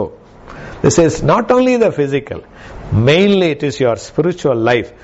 அவர் தேவனுக்கென்று பிழைத்திருக்கிறது போல நீங்களும் நானும் அவருக்குள் தேவனுக்கென்று பிழைத்திருக்கிறோம். மரித்த கிறிஸ்து இனி மரிப்பதில்லை. மரித்தோரிலிருந்து எழுந்த கிறிஸ்து இனி மரிப்பதில்லை. பாவத்துக்கு மரித்து அவரோடு கூட உயிர்த்தெழுந்த நாம் மீண்டும் பாவத்துக்கு அடிமை ஆவதில்லை. அதுக்கு செய்ய வேண்டிய காரியம் இருக்கு. ஏன்னா அதுக்கு அடுத்த கேள்வி வரும். அப்படி சொல்றீங்க பாஸ்டர், நீங்க சொன்னாலுமே எல்லாரும் பாவம் தெரிஞ்சு செஞ்சுட்டு தான் இருக்கிறோம், அப்பப்போ உழுந்துட்டு தான் இருக்கிறோம். என்ன காரணம்? அதையும் பவுல் அழகாக சொல்லுகிறார். அவர் பாவத்துக்கு என்று ஒரே தரம் மரித்தார், அவர் பிழைத்திருக்கிறது தேவனுக்கு என்று பிழைத்திருக்கிறார். அப்ப உங்களுக்கு அதே தான், நமக்கு அதே தான். அப்படியே நீங்களும் உங்களை பாவத்துக்கு மரித்தவர்களாகவும் நம்முடைய கர்த்தராகிய இயேசு கிறிஸ்துவுக்குள் தேவனுக்கென்று பிழைத்திருக்கிறவர்களாகவும் எண்ணிக்கொள்ளுங்கள். Always keep in your mind. Yesu எப்படி பாவத்துக்கு மரித்து தேவனுக்கென்று உயிர் தெழுந்திருக்கிறாரோ, நீங்களும் உங்களை பாவத்துக்கு மரித்தவர்களாகவும், I am dead to sin, I am dead to my old, I am dead to my past, I am dead to my bondage, I am dead to my death. நான் மரித்தவனிலிருந்து உயிரோடு எழுந்தவன், நான் கிறிஸ்துவுக்கென்று உயிரோடு எழுந்தவன், இயேசு கிறிஸ்துவுக்குள் தேவனுக்கென்று பிழைத்திருக்கிறவர்களாகவும் எண்ணிக்கொள்ளுங்கள். இப்ப அடுத்தது பாத்தீங்கன்னா 2 விதமான காரியம் இருக்கும். பாவத்துல இருந்த பொழுது இருந்த அதே சரீரம் தான் இப்பொழுது உயிர்த்தெழுந்து அல்லது ஆவிக்குரிய வாழ்க்கை வாழும் பொழுதும் அதே சரீரம் தான், மாறுறதில்லை இல்லையா? அதே கண்கள், அதே மூக்கு, நாக்கு, வாயு, கைகள், கால்கள், அதே everything is the same because we are still living in the flesh. ஆகையால் நீங்கள் சரீர இச்சைகளின்படி பாவத்துக்கு கீழ்ப்படிந்திருக்கத்தக்கதாக சாவுக்கேதுவான உங்கள் சரீரத்திலே பாவம் ஆளாதிருப்பதாக. நான் ஆங்கிலத்தில் வாசிக்கிறேன். Romans chapter 6 verses 12 I read that. Okay, let not sin therefore reign in your mortal body. அதான் ஸ்பெசிபிக்கா சொல்லி சொல்றாரு. This is a mortal body, right? இப்ப இருக்கிற சரீரம் வந்துட்டு மரண சரீரம், அதாவது it is meant for becoming old and gone to be the dust. Okay, அது சில பேருக்கு God willing, we don't know whom, we will be transformed without physical death. We will be transformed and be like the Lord in the rapture, in the resurrection. Okay, அது கர்த்தருடைய கிருபை, கர்த்தருடைய சித்தம். சரியா? ஆனா let not sin therefore reign in your mortal body, உங்களுடைய பாவ சரீரத்தில், அதாவது மரண சரீரத்தில், that you should obey in the lust thereof, அதனுடைய இச்சைகளுக்கு நீங்கள் கீழ்ப்படியத்தக்கதாக இந்த சரீரத்தில், இங்க வெறும் சரீரம் இருக்குது, அங்க சாவுக்கேதுவான உங்கள் சரீரம், that is called the mortal body. This is the mortal body, whereas the inner man is immortal. The inner man, the spirit man is immortal. Your spirit is immortal. You are living in Christ and Christ is living in you. Whereas in the spirit body la vandu, in the physical body la, mortal body la, பாவம் ஆளாதிருப்பதாக. எப்படி ஆளாதிருக்கும்? அதே பாடி தானே, நீங்க செய்ய வேண்டியதெல்லாம் ஒண்ணுதான். இந்த பாவத்துக்கு அடிமைகளாக நீங்கள் உங்கள் அவயவங்களை முதலாவது ஒப்பு கொடுத்தீர்கள். இப்பொழுது இந்த நீதிக்கு அவயவங்களாக உங்களுடைய அவயவங்களை ஒப்பு கொடுங்கள்.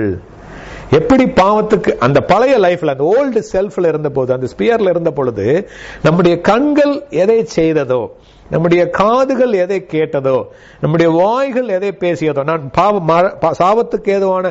சாவுக்கேதுவான சரீரத்தை பற்றி நான் பேசிக் கொண்டிருக்கிறேன். அதாவது physical body, the flesh and blood body. கைகளினாலே எதை செய்து கொண்டிருந்ததோ, கால்களினாலே எதை செய்து கொண்டிருந்ததோ, இதே சரீரத்தின் அவயவங்களை காணக்கூடாத அவயவங்களை குறித்து நான் பேசுகிறேன். சில அவயவங்களை நம்ம சொல்ல முடியாது. பாவம் அந்த அவயவங்கள் மூலமாகவும் பாவம் செய்ய முடியும். பாவம் செய்திருக்கிறோம். ரைட்? இந்த மாதிரி உங்கள் அவயவங்களில், your parts of your body, the parts of your body were enslaved to sin in your past life. That is in that old sphere. Now the same body is there, but you are not the slave for the sin, but you are slave for the righteousness. சரியா? இந்த அவயவங்களை அநீதியின் அவயவங்களாக, the parts are the members of unrighteousness, அநீதியின் அவயவங்களாக பாவத்துக்கு ஒப்புக்கொடாமல் உங்களை மரித்தோரிலிருந்து பிழைத்திருக்கிறவர்களாக தேவனுக்கு ஒப்பு கொடுத்து, I am talking about the two lives and the two spheres. நீங்கள் மரித்தோரிலிருந்து பிழைத்திருக்கிறவர்களாக தேவனுக்கு ஒப்பு கொடுத்து உங்கள் அவயவங்களை, அந்த அநீதிக்குரிய அவயவங்களாக இருந்த the members of unrighteousness, இப்பொழுது நீதிக்குரிய அவயவங்களாக தேவனுக்கு ஒப்பு கொடுங்கள். நீதிக்குரிய ஆயுதங்களாக, the weapons of righteousness. The weapons of righteousness. The members are the weapons. The members were the weapons of sin. அநீதியின் ஆயுதங்களாக பயன்பட்டது. கெட்டவைகளை பேசுவதற்கும், கெட்ட காரியங்களை பார்ப்பதற்கும், கெட்ட காரியங்களை கேட்பதற்கும், பாவமான காரியங்களை செய்வதற்கும், பாவமான இடங்களுக்கு ஓடுவதற்குமாக இது ஆயுதங்களாக பயன்பட்டது. இப்பொழுதோ கிறிஸ்துவுக்குள் பிழைத்திருக்கிறவர்களாக, தேவனுக்கென்று பிழைத்திருக்கிறவர்களாக உங்களை தேவனுக்கு ஒப்பு கொடுத்து கிருபையின் கீழே வந்ததினாலே இந்த அவயவங்களை நீதிக்குரிய ஆயுதங்களாக தேவனுக்கு ஒப்பு கொடுங்கள். So as that you are alive from dead, இப்ப பாருங்க, which is the verse 12 இல்லையா, இல்ல 13. I'm reading the verse 13. Neither yield you your members as instruments of unrighteousness. இந்த ஆயுதங்கள் போது நம்ம வெப்பன்ஸ் சொல்லாம அழகா இங்கிலீஷ்ல என்ன பண்ணிக்கிறாங்க, இன்ஸ்ட்ருமெண்ட்ஸ் அப்படின்னு போட்டாங்க. இந்த கருவிகள் சொல்லலாம், நம்ம தமிழ்ல வந்து கருவிகள், கருவிகள் வந்து இன்ஸ்ட்ருமெண்ட்ஸ் இல்லையா. The instruments of unrighteousness unto sin, but yield yourself unto God that are alive from dead, and your members as the instruments of righteousness unto God. நீதியின் ஆயுதங்களாக, the instrument of unrighteousness, the same instruments has to be given as the instrument of righteousness unto God, because you are not under the law anymore. You have been taken out from the law by fulfilling by the Lord Jesus Christ, and He comes in to live inside of you. So you are also completed the law, and the course graduation முடிஞ்சது. You are into God, into Christ, and into the righteousness of God under the grace. கிருபைக்குள்ளாய் கடந்து வந்திருக்கிறபடியால் நீங்கள் நியாயப்பிரமாணத்துக்கு கீழ்ப்பட்டிராமல் கிருபைக்கு கீழ்ப்பட்டிருக்கிறபடியால் பாவம் உங்களை மேற்கொள்ள மாட்டாது. The sin cannot overcome you, because you are not under law but under the grace. இதுதான் அதோட அர்த்தம். அப்ப என்ன ஆகணும்னா, நம்ம சும்மா இருக்க கூடாது. நாம செய்ய வேண்டிய மிக மிக மிக முக்கியமான ஒரு ஆக்ஷன், மிக முக்கியமான action, to stay in the grace, to continue in the grace, to receive the fullness of grace, to receive the complete blessings of the grace life. You have to surrender your physical instruments as the instruments of righteousness. இன்னொரு விதத்துல சொல்லட்டுமா, நீதியின் அநீதியின் ஆயுதங்களாக பயன்பட்ட கண்கள் இந்த வாழ்க்கையிலே நீதியின் ஆயுதங்களாக பயன்பட வேண்டும். தேவனுக்கு பிரியமானவைகளை பார்க்க வேண்டும். தேவனுக்கு பிரியமான காரியங்களை குறித்ததான என்னுடைய நோக்கம் இருக்க வேண்டும். அதை நோக்கி ஓடுகிறவனாக நான் இருக்க வேண்டும். அதனாலதான் சரீரத்தை கீழ்ப்படுத்துவது தான் மிக முக்கியமான காரியம் கிருபையின் வாழ்க்கைக்கு. இத புரிஞ்சுக்காம தான் வந்துட்டு நம்ம திரும்ப திரும்ப திரும்ப திரும்ப என்ன பண்ணிட்டு இருக்கிறோம், we are bondage to sin, slave, again going back and falling into that. அதனாலதான் ரோமர் 12:1 பவுல் அழகா மறுபடியும் சொல்றார், நம்ம பின்னாடி வரும்போது பார்ப்போம். உங்கள் சரீரங்களை தேவனுக்கு பிரியமும் பரிசுத்தமான ஜீவ பலியாக ஒப்புக் கொடுங்கள், an acceptable holy living sacrifice unto God. Has to do, because the whole thing happened. ஜீசஸ்க்கு நமக்கு நடந்த ஒரு பெரிய வித்தியாசம் என்னன்னா, அவருடைய சரீரமும், அதாவது மாம்ச சரீரமும் மகிமை அடைந்த சரீரமாக மாறினது. உங்களுக்கு எனக்கு அது இல்ல, ஆவி மனிதன்ல தான் அந்த மாற்றம் நடைபெற்று இருக்கிறது. We have been resurrected in our spirit man, whereas the flesh body is still with you and with me. உங்களோடு கூட என்னோடு கூட இப்பொழுதும் கூட அந்த சரீரம், சாவுக்குரிய அந்த சரீரம், the mortal body is with us. எப்பொழுது வரைக்கும்? ஒன்று, கர்த்தரோடு கூட நாம் மறுரூபமாகிற நாள் வரைக்கும், அல்லது அவருக்குள்ளாய் மரித்து மண்ணுக்கு மண்ணாய் திரும்பி போகிற அந்த நாள் வரைக்கும். ரெண்டுல ஏதாவது ஒண்ணுதான் நமக்கு நடக்கணும். Otherwise there is nothing called immortality of your flesh body. இதை ஞாபகத்தில் வச்சுக்கோங்க.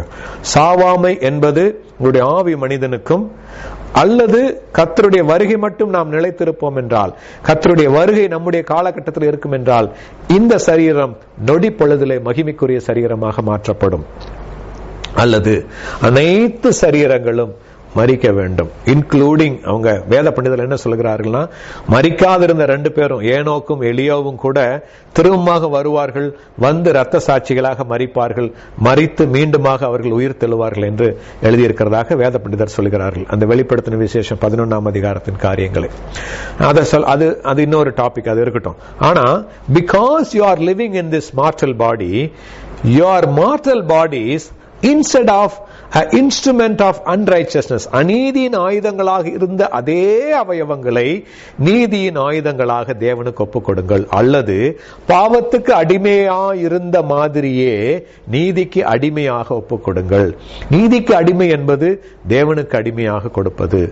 I am slaved to the righteousness. My body is slave to the righteousness. My body is slave to God and His righteousness. So I cannot be doing according to my old life, according to my old sphere. I am submitting my body and the organs of my body, அவயவங்கள். ஒரு உதாரணம், இதெல்லாம் முன்னாடி நான் பார்த்து கொண்டிருந்தேனோ அதையெல்லாம் பார்ப்பதை விட்டுவிட்டு பரிசுத்தமானவைகளை பார்க்க ஆரம்பிக்கிறேன்.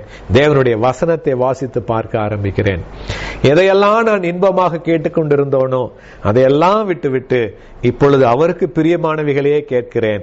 கேட்க கேட்க ஒரு காலகட்டத்தில் அவருடைய சத்தத்தையும் நான் கேட்க ஆரம்பிக்கிறேன். என்னுடைய காதுகள் அவருடைய சத்தத்தை டான்ஜிபிளாக கேட்கிற ஒரு நாள் வரும். Why it is not so? Because still our members are instruments of unrighteousness. We have not completely submitted our members as members of righteousness. அப்படி ஒப்பு கொடுக்கும் பொழுது அவருடைய வசனத்தை கேட்க கேட்க, அவருடைய வார்த்தைகளை கேட்க கேட்க, நிஜமாலுமே அவருடைய சத்தத்தை கேட்பதற்கும் இந்த அவயவங்கள் மாறும். மூக்கு, smell. We are no more slave to the senses, whereas we are the masters of the senses. How we are putting the senses into use. நாம் அந்த 5 ஐம்புலன்களுக்கு, the 5 senses இல்லையா, பார்வை, the touch, the eyes, the ear, the smell and the taste, இந்த 5 காரியங்களும் நாம் அடிமைகளாக இல்லாமல் இந்த 5 காரியங்களுக்கு அதிகாரிகளாக மாறுகிறோம். என்னுடைய வாயினாலே நான் எதையெல்லாம் அந்த பழைய மாம்ச சரீரத்துக்கு நான் ஒப்பு கொடுத்து அதற்காக அடிமையாக இருந்தேனோ, அதே வாயினாலே, கெட்டவைகளை பேசிய வாயினாலே தேவனுடைய காரியங்களை பேசுகிறேன். அழிப்பதற்கான காரியங்களை பேசிய வாயினாலே நான் ஆக்கத்துக்குரிய காரியங்களை பேசுகிறோம். திட்டின வாயினாலே ஆசீர்வதிக்கிறோம், சபித்த வாயினாலே ஆசீர்வதிக்கிறோம். இங்கதான் நம்ம எல்லாருமே தடுமாறிட்டு இருக்கிறோம், including me. We are all struggling with our 5 senses. 5 senses. Still we are dragged towards that old nature. அது அடுத்த அதிகாரத்தில் வருது. அது ஏன் அப்படிங்கிற காரணத்துக்கும் அது அடுத்த அதிகாரத்தில் வருது. So what we have to do is physically அல்லது voluntarily you have to strive. கிரேஸ்ல இருக்கிறோம், நீதிக்குள்ளாய் இருக்கிறோம், ரட்சிக்கப்பட்டிருக்கிறோம், தேவனுடைய பிள்ளைகள், கிறிஸ்து எனக்குள் வாழ்கிறார், நான் கிறிஸ்துவுக்குள் வாழ்கிறேன். இதெல்லாம் சொல்லிக்கிட்டே சொல்லிக்கிட்டே சொல்லிக்கிட்டே வாலண்டியரா ஒப்பு கொடுங்கள். You surrender, you submit. இந்த கைகளினாலே எதையெல்லாம் செய்தேனோ, அநீதியின் ஆயுதங்களாக நான் செய்தேனோ, இப்பொழுது அதை நீதியின் ஆயுதமாய் நான் பயன்படுத்துகிறேன். என்னுடைய கைகள் ஆசீர்வதிக்க பயன்படுத்துகிறது, என்னுடைய கைகள் ஆக்க பயன்படுத்தப்படுகிறது, அழிக்க அல்ல. நம்முடைய கரங்கள் கொடுக்க பயன்படுகிறது, மற்றவர்களை ஆசீர்வதிக்க பயன்படுகிறது. இந்த கரங்கள் மற்றவர்களை சுகமாக்க பயன்படுகிறது. இந்த கரங்கள் மற்றவர்களை தூக்கிவிட பயன்படுகிறது. இந்த கரங்கள் மற்றவர்களை தள்ளிவிடுவதற்காக அல்ல, இந்த கரங்கள் மற்றவர்களை உயர்த்துவதற்காக பயன்படுகிறது, மற்றவர்களை கிறிஸ்து வண்டிகளை கொண்டு வருவதற்காக பயன்படுகிறது. எப்படி பாருங்க, அதோட யூசேஜ் எப்படி மாறுதுன்னு பாருங்க. எந்த கால் பாவத்துக்காக ஓடியதோ, எந்த கால்கள் தேவையில்லாத இடங்களுக்கு சென்றதோ, எந்த கால்கள் தேவையில்லாத ஆட்களோடு கூட நடந்ததோ, அதே கால்கள் தேவனுக்கு அடிமைகளாக, தேவனுடைய நீதிக்கு அவயவங்களாக, ஆயுதங்களாக, அந்த இன்ஸ்ட்ருமெண்ட்ஸ் ஆஃப் ரைச்சஸ்னஸ் ஆக நாம் என்ன பண்றோம்? இந்த கால்கள் அவருக்கென்று ஓட ஆரம்பிக்கிறது. எல்லா ஆயுதம் அப்படித்தான் நான் சொல்றேன். ஓகே, இதெல்லாம் பாவத்துக்காக ஒப்பு கொடுக்கப்பட்டதோ அவைகள்லாம் நீதிக்காக ஒப்பு கொடுக்கப்படுகிறது. நீதிக்காக ஒப்பு கொடுக்கப்படுகிறது. இதுதான் பிசிக்கலா நாம செய்ய வேண்டிய மிக மிக முக்கியமான காரியம். Under the grace. Under the grace is not simply sitting Idol. Trusting in the Lord, praising God, receiving His righteousness, receiving His peace, receiving His grace, receiving His Spirit, receiving His love, receiving His reconciliation, receiving His redemption, receiving His salvation, receiving His eternal life, receiving everything. You have received the Comforter in you. You have received the Paracletos in you. You have received the Holy Spirit in you. He and you, now you are the team. You are not alone, bonded under the sin, but you are freed and you have a companion with you who can guide you, who can take you where He wants to go. This is the change. This is a big difference. நாம் ஒப்பு கொடுக்க நம்மோடு இருக்கிற பரிசுத்த ஆவியானவர், நமக்குள்ளே இருக்கிறவர் உன்னுடைய வாஞ்சையை நிறைவேற்றும் விதமாக அதை பயன்படுத்த ஆரம்பிப்பார். ஒப்பு கொடுத்தாப்பா, என்னுடைய கண்கள் உன்னுடைய காரியங்களே பார்க்க வேண்டும் என்று சொல்லும் பொழுது அவர் என்ன பண்ணுவார்? ஓகே, அதுக்கேற்ற சிச்சுவேஷன் நான் கிரியேட் பண்றேன், அதற்கான சூழ்நிலையை நான் உண்டாக்கி தருகிறேன், வசனத்தை வாசிப்பதற்கான வாஞ்சியை தருகிறேன், திறந்து வாசி அப்படிம்பார். நீங்கள் நியாயப்பிரமாணத்துக்கு கீழ்ப்பட்டிராமல் கிருபைக்கு கீழ்ப்பட்டிருக்கிறபடியால் பாவம் உங்களை மேற்கொள்ள மாட்டாது. இதனால் என்ன?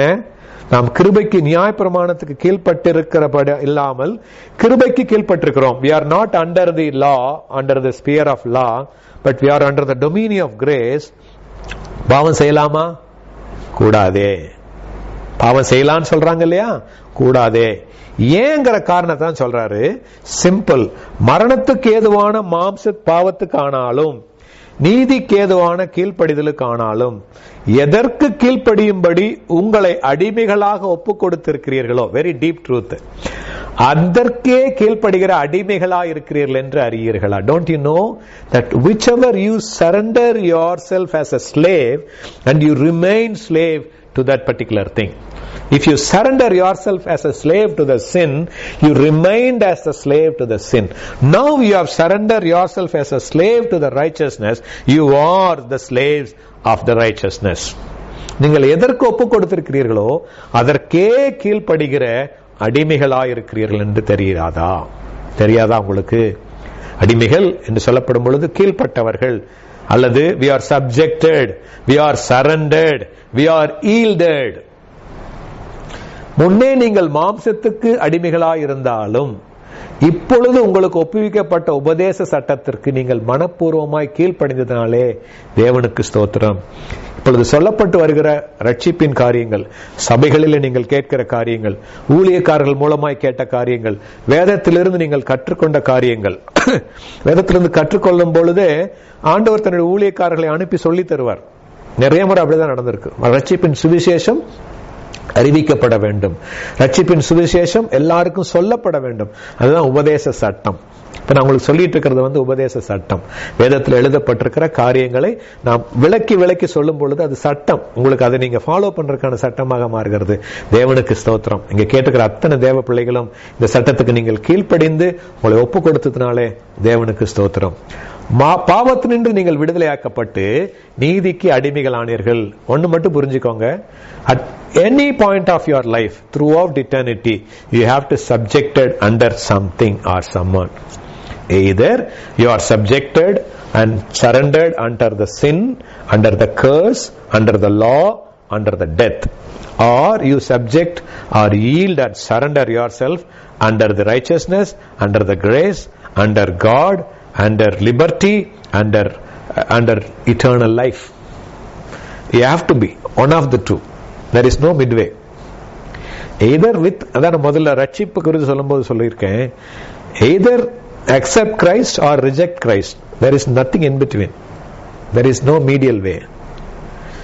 ரெண்டுல ஏதாவது ஒண்ணுதான் இருக்கணும். ஒன்னா அவரோடு இருக்கணும், இல்லாட்டி அவருக்கு எதிர், அவ்வளவுதான். ஒன்னா நீதிக்கு அடிமைகளா இருக்கணும், இல்லாட்டி பாவத்துக்கு அடிமைகளா இருக்கணும். ரெண்டுக்கு நடுவில் நிற்க முடியாது. உங்கள் மாம்ச பலவீனத்துக்கு ஏற்றபடி நான் மனுஷர் பேசுகிற பிரகாரமாய் பேசுகிறேன். இதைத்தான் நான் இவ்வளவு நேரம் உங்களுக்கு சொன்னேன். அக்கிரமத்தை நடப்பிக்கும்படி முன்னே உங்கள் அவயவங்களை அசுத்தத்திற்கும் அக்கிரமத்திற்கும் அடிமைகளாக ஒப்பு கொடுத்தது போல, அசுத்தத்தை பார்ப்பதற்கு, அசுத்தத்தை கேட்பதற்கு, அக்கிரமத்தை பேசுவதற்கு, அசுத்தத்தை பேசுவதற்கு, அசுத்தத்தை செய்வதற்கு, அசுத்தமான இடங்களுக்கு நடக்கிறதற்கு, அக்கிரமமானவை செய்வதற்கு, நடப்பிக்கிறதற்கு, இந்த சரீரத்தின் அவயவங்களை அசுத்தத்திற்கும் அக்கிரமத்துக்கும் அடிமைகளாக நீங்கள் ஒப்பு கொடுத்தது போல, இப்பொழுது பரிசுத்தமானதை நடப்பிக்கும்படிக்கு உங்கள் அவயவங்களை நீதிக்கு அடிமைகளாக ஒப்புக் கொடுங்கள். ஏன்னா ரெண்டுக்கு பெரிய டிஃபரன்ஸ் இருக்கு. அங்க மரணம், இங்கு ஜீவன். பாவத்துக்கு சம்பளம் மரணம், இங்க நீதிக்கு சம்பளம், நீதியினால் வரும் பலன் இயேசு கிறிஸ்துவினால் உண்டான நித்திய ஜீவன். அவரேதான் நித்திய ஜீவன். அவர் தான் நமக்குள்ள இருக்கிறார். அவர் நமக்குள்ள இருக்கிறதுனாலதான் நமக்கு நித்திய ஜீவன். அவர் நமக்குள்ள ஜீவித்து இருக்கிறதுனாலதான் நாமும் ஜீவித்திருக்கிறோம். ஓகே, பாவத்துக்கு நீங்கள் அடிமைகளாக இருந்த காலத்திலே நீதிக்கு நீங்கினவர்களாக இருந்தீர்கள் இல்லையா? பாவத்தில் அடிமைகளாக இருந்த பொழுது நீதிக்கு நீங்கினவர்களாக இருந்தீர்கள். இப்பொழுது நீதிக்கு அடிமைகளாக இருந்த பொழுது என்னவா இருக்கணும்? ஆக்சுவலி பாவத்துக்கு நீங்கினவர்களாக இருக்க வேண்டும். ரைட்? எப்படி? Voluntarily submitting, individually consciously pudding your 5 senses and the seen organs, the external organs, because how we train the external organs depends on which you are sliding with, whether you are sliding with God, His Spirit, His blood, His word, or to the world, or to the sin, or to the devil altogether. எந்த சைடுல side பண்றத பொறுத்து இருக்கு. இப்பொழுது உங்கள் அவயவங்களை நீதிக்கு அடிமைகளாக ஒப்புக் கொடுங்கள். வாலண்டரிலி. எப்படி அதுக்கு கிடைக்கும் அப்படின்னா வசனத்தின் மூலமாகத்தான். வசனத்தை வாசிக்க வாசிக்க உங்கள் கண்கள் வேற எதையும் வாசிக்க தோணாது. உதாரணத்துக்கு கதை புத்தகங்களையோ அல்லது தேவையில்லாத புத்தகங்களையோ அசுத்தமான புத்தகங்களையோ வாசிப்பதற்கு நேரமும் இருக்காது, விருப்பமும் இருக்காது. Voluntarily you are submitting. என்னுடைய கண்கள் இதைத்தான் வாசிக்க வேண்டும். பார்க்கிறது நல்லதை தான் பார்க்கணும். ஒரு பெண்ணை பார்த்தாலும் ஒரு ஆணை பார்த்தாலும் அசுத்த பார்வையோடு பார்க்காமல் பரிசுத்த பார்வையோடு பார்க்க என் கண்களை ஒப்புக் கொடுக்க வேண்டும். அதைத்தான் 29 யோபு 29 அந்த காலத்திலேயே யோபு எழுதி வச்சிட்டாரு. என் கண்களோட உடன்படிக்கை பண்ணின நான் ஒரு கன்னிகையின் மேல் நினைப்பாயிருப்பது எப்படி. அதைத்தான் இயேசு இன்னொரு விதமா சொன்னாரு. நீ விபச்சாரம் செய்த சரீரத்தை ஒப்பு கொடுத்து செய்தால் மட்டுமே பாவம் அல்ல, அசுத்த கண்களோடு நீ பார்த்தாலும் அது பாவம் என்று இங்க ஆரம்பிக்குது. அதே மாதிரி காதுகள், அதே மாதிரி மூக்கு, அதே மாதிரி உதடுகள், வாய், நாவு, கைகள், கால்கள், மற்ற அவயவங்கள் ஒப்பு கொடுக்கும் பொழுது நீதிக்கு ஒப்பு கொடுத்து நீதிக்கு அடிமைகளாக ஒப்பு கொடுக்க வேண்டும். நீங்கள் இப்பொழுது உங்களுக்கு வெக்கமாய் தோன்றுகிற காரியங்களினாலே, ஆண்டவருடைய பிள்ளைங்களுக்கு சில காரியம் வெக்கமா தோணும். ஐயோ அப்படியா பண்ணிட்டு இருந்தா அசிங்கண்டா அப்படின்னு சொல்றோம் இல்லையா? அதனால உங்களுக்கு என்ன பலன் கிடைத்தது? அந்த முடிவு மரணமே. ஏனென்றால் இச்சை கர்ப்பம் தரித்து பாவத்தை பிறப்பிக்கும், பாவம் பூரணமாகும் பொழுது மரணத்தை பிறப்பிக்கும். யாக்கோபு 1ஆம் அதிகாரத்தில் இருக்கு. இந்த மரணம் தான் நமக்கு அதுக்கான பலன். பாவத்தின் சம்பளம் மரணம் அப்படின்னு சொல்லி அடுத்த வசனத்துல இருக்கு. அதுதான் அதோட முழு விளக்கம். இந்த அடிமைகளா இருந்த பொழுது அதனுடைய விளைவு, as you keep on going, you are going towards death. Here, as you surrender yourself as a நீதியின் அவயவங்களை ஒப்பு கொடுத்து நீதியானவைகளை செய்ய தேவனுக்கு அடிமைகளாக ஒப்பு கொடுத்து வாழ we are running towards the நித்திய ஜீவன். அதனாலதான் இயேசுவை நோக்கி ஓடுங்கள் சொல்றோம் இல்லையா? நித்திய ஜீவனை நோக்கி ஓடுங்கள். ஏனென்றால் அவர்தான் ஜீவன். நமக்குள் இருக்கிற ஜீவனும் அவர்தான், நாம் ஓடிக்கொண்டிருக்கிற ஜீவனும் அவர்தான்.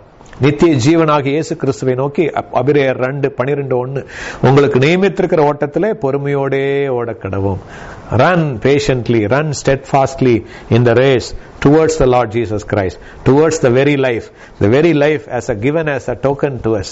நம்மகிட்ட கொடுத்து வச்சிருக்கிறார். பரிசுத்த ஆவியானவர் மூலமாக அந்த நித்திய ஜீவன் சீல் பண்ணப்பட்டிருக்கிறது. உங்களுடைய ரட்சிப்பு முத்திரையிடப்பட்டிருக்கிறது. பிரியமானவர்களே, இப்பொழுது நீங்கள் பாவத்திலிருந்து விடுதலையாக்கப்பட்டு தேவனுக்கு அடிமைகளானீர்கள். புரியுதா?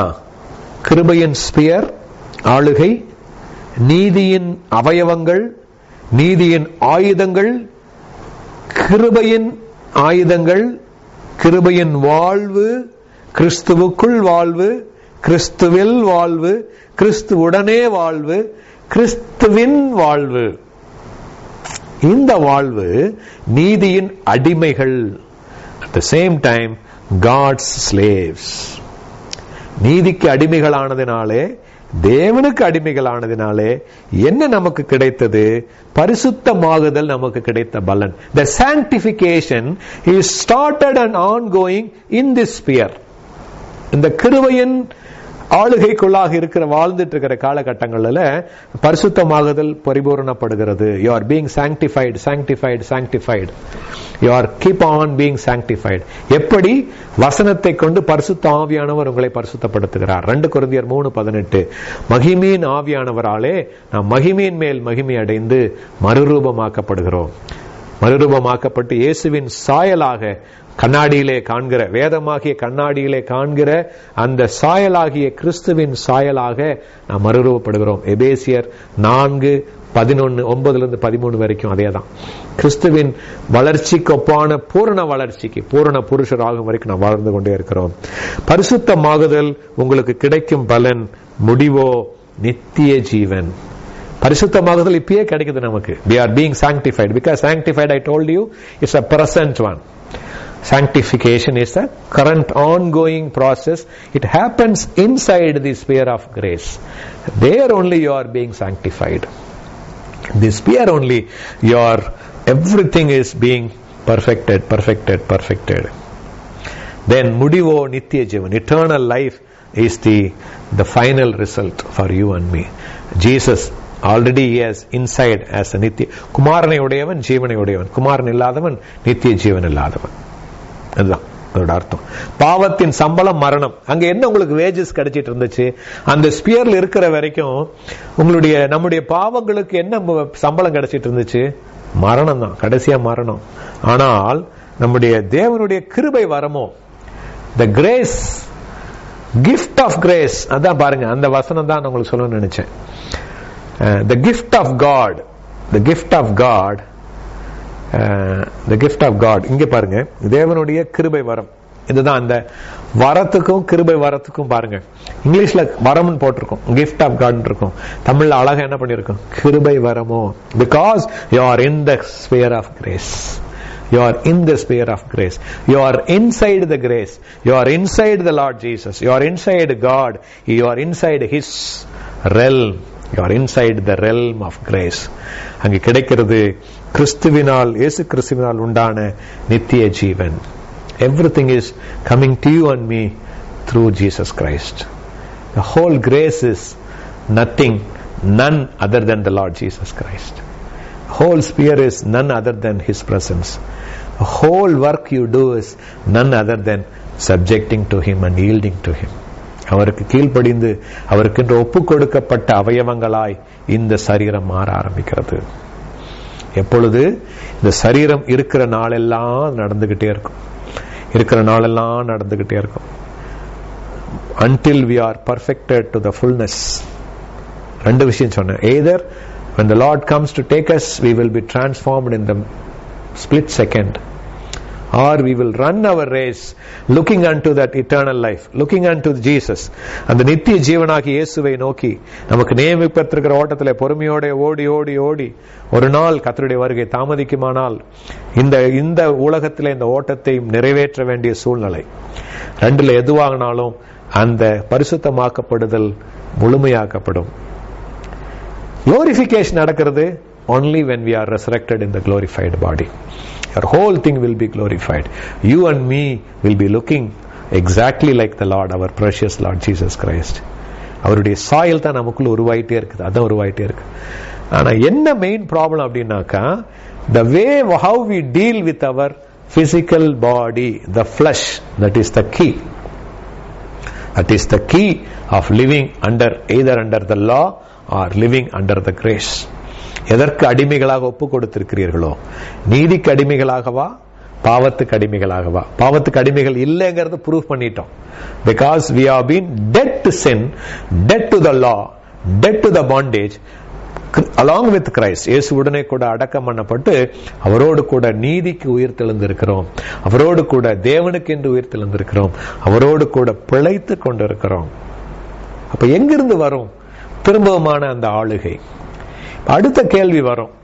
அப்ப மனுஷ சுபாவத்துல வாழ்ந்து கொண்டு இருக்கிறதுனால இதோடு கூட இணைந்த ஒரு சுபாவம் உண்டு, அதுதான் மாம்ச சுபாவம். நான் மாம்ச சரீரத்தையும் சரீரத்தின் அவயவங்களை குறித்தும் பவுல் 6ஆம் அதிகாரத்துல பேசுறாரு. 7ஆம் அதிகாரத்துல அதோடு கூட பின்னி இணைந்திருக்கிற ஒரு சுபாவத்தை குறித்து பேசுகிறார். இந்த சுபாவத்தை குறித்து நம்ம அடுத்த வாரம் பார்க்க போறோம். அதுக்கு முன்னாடி உங்களுக்கு டைம் இருக்கும் என்றால், நான் முதல்ல ஒரு கிளாஸ் எடுத்திருக்கிறேன், த நியூ பர்த் அப்படின்னு சொல்லி ஒரு கிளாஸ் எடுத்திருக்கேன்.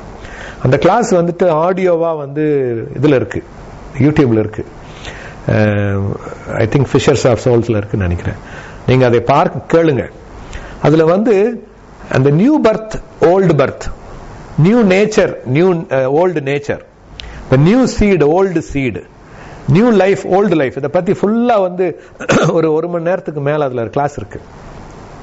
அடுத்த வாரம் நம்ம இந்த கிளாஸ் 7வது அதிகாரத்தை தியானிப்பதற்கு முன்பாக உங்களை நான் கேட்டுக்கொள்வது, ஒரு நேரம் எடுத்து ஒரு 1 மணி நேரம் அதை நீங்க கேளுங்க. Just listen to that with biblical verses. அதோட ஃபுல்லா வேதத்திலிருந்து ஃபுல்லா இருக்கும், அதோட வசனம் எல்லாம் இருந்திருக்கும். அது வேத பண்டிதர்கள் நான் கத்துக்கிட்டது, ஆவியானவர் எனக்கு கத்துக் கொடுத்தது எல்லாம் சேர்த்து நான் அதுல ஆடியோ போட்டு இருக்கு. அதை நீங்க கேளுங்க. கேட்ட பிறகு ஒரு புரிவு உங்களுக்கு வரும். என்னன்னா, பாவ சரீரம் அல்லது மாம்ச சரீரம் மட்டுமல்ல, அந்த மாம்ச சுபாவம் நம்மோடு கூட வருகிறது, சரீரத்தோட இணைந்த சுபாவம். பைபிள்ல 2 வார்த்தை இருக்கும், சரீரம் என்கிற வார்த்தை இருக்கும், மாம்சம் என்கிற வார்த்தை இருக்கும். ரெண்டுமே மீனிங் டிஃபரெண்ட். சிம்பிளா பாத்தீங்கன்னா ஃபிளஷ் அப்படின்னு போயிடும். ஆக்சுவலா டீப்பா பாத்தீங்கன்னா பாடி என்று சொல்லப்படுகிற இடம் எல்லா இடத்துலயுமே the being of your self, பார்க்கிற உருவம், செய்கிற, பேசுகிற, காண்கிற, நடக்கிற, உண்கிற, இந்த உருவத்தை குறித்தும், மாம்சம் என்று சொல்லப்படும் பொழுது இந்த உருவத்தின் மூலமாய் செய்யப்படுகிற பாவ சம்பந்தமான காரியங்களை குறித்தும் சொல்லப்படும். அதுதான் மாம்சம், flush. whenever the Bible says the flesh. அதே சமயத்துல எல்லா இடத்துலயுமே most of the times Bible நீங்கள் நீங்கள் நீங்கள் என்று யூ என்று சொல்லப்படுகிற காரியங்கள் 90% it speaks about your spirit man, doesn't speak about your physical body. அது ஞாபகத்தில் வச்சுக்கோங்க. இதை நீங்கள் வைத்து நீங்கள் வாசிக்கும் பொழுது அநேக காரியங்களுக்கு தெளிவுபடும். இந்த இதை சொல்லப்படும் பொழுது நீங்கள் மரித்தீர்கள் அப்படின்னு இருக்குது இல்லையா, அது எங்க மரிக்குது? our spirit man died, we never died physically after that, right? We are yet to. Whereas the resurrection, where it happened, it doesn't happen in your physical body, it happened in your spirit man.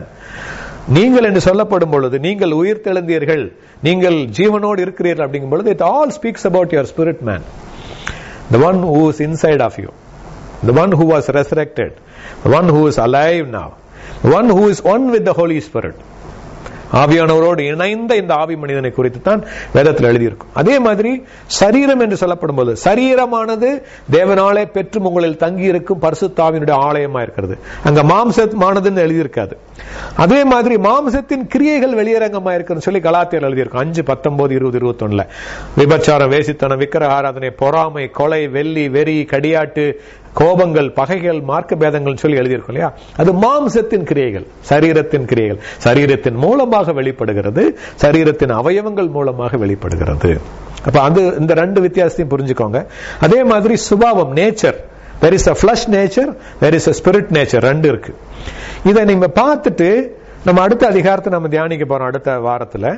தென் அந்த area உங்களுக்கு தெளிவாக புலன்பட ஆரம்பிக்கும். ஏன் still இந்த எனக்குள்ளே பாவம் செய்யக்கூடாது என்கிற விருப்பம் இருக்கிறது, ஆனால் செய்ய வேண்டியதோ நான் என்ன பண்றேன்? விரும்பாத தீமையை செய்கிறேன். விரும்புகிற நன்மையை செய்யாமல் விரும்பாத தீமையை செய்கிறேன். அப்பொழுது நியாய பிரமாணத்தையும் பார்க்கிறேன், பாவ பிரமாணத்தையும் பார்க்கிறேன், ஜீவ பிரமாணத்தையும் பார்க்கிறேன். There are 3 laws are mentioned. One is the law of sin, another is the law that is the Mosaic law, நியாய பிரமாணம் என்று கொடுக்கப்பட்ட law. மூன்றாவதாக ஜீவனின் பிரமாணம், the law of the spirit of God, தேவனுடைய ஆவியின் பிரமாணம். தேவனுடைய ஆவியின் பிரமாணம், ஜீவனின் பிரமாணம் 2 ஒண்ணுதான். பாவ பிரமாணம், நியாய பிரமாணம் கொஞ்சம் வித்தியாசம் வரும். நியாயப்பிரமாணம் பாவம் கிடையாது. அடுத்த கேள்வி வரும், அப்போ நியாயப்பிரமாணம் பாவமா அப்படின்ட்டு. அது இல்ல. ஏன்னா நியாயப்பிரமாணம் சொல்லலைன்னா பாவம் என்னன்னே தெரிஞ்சிருக்காது. நியாயப்பிரமாணம் இச்சைன்னு சொன்னதுனாலதான் இச்சை பாவம் என்று நான் அறிந்திருக்கிறேன். நியாயப்பிரமாணம் கொலை என்று சொன்னதுனாலதான் அதை நான் கொலை என்று அறிந்திருக்கிறேன். நியாயப்பிரமாணம் அது விபச்சாரம் என்று சொல்லதுனாலதான் நான் அது பாவம் என்று அறிந்திருக்கிறேன். கவச்சஸ்னஸ், ஆசை, பேராசை தப்புன்னு சொன்னதுனாலதான் நான் தப்புன்னு தெரிஞ்சிருக்கிறேன்.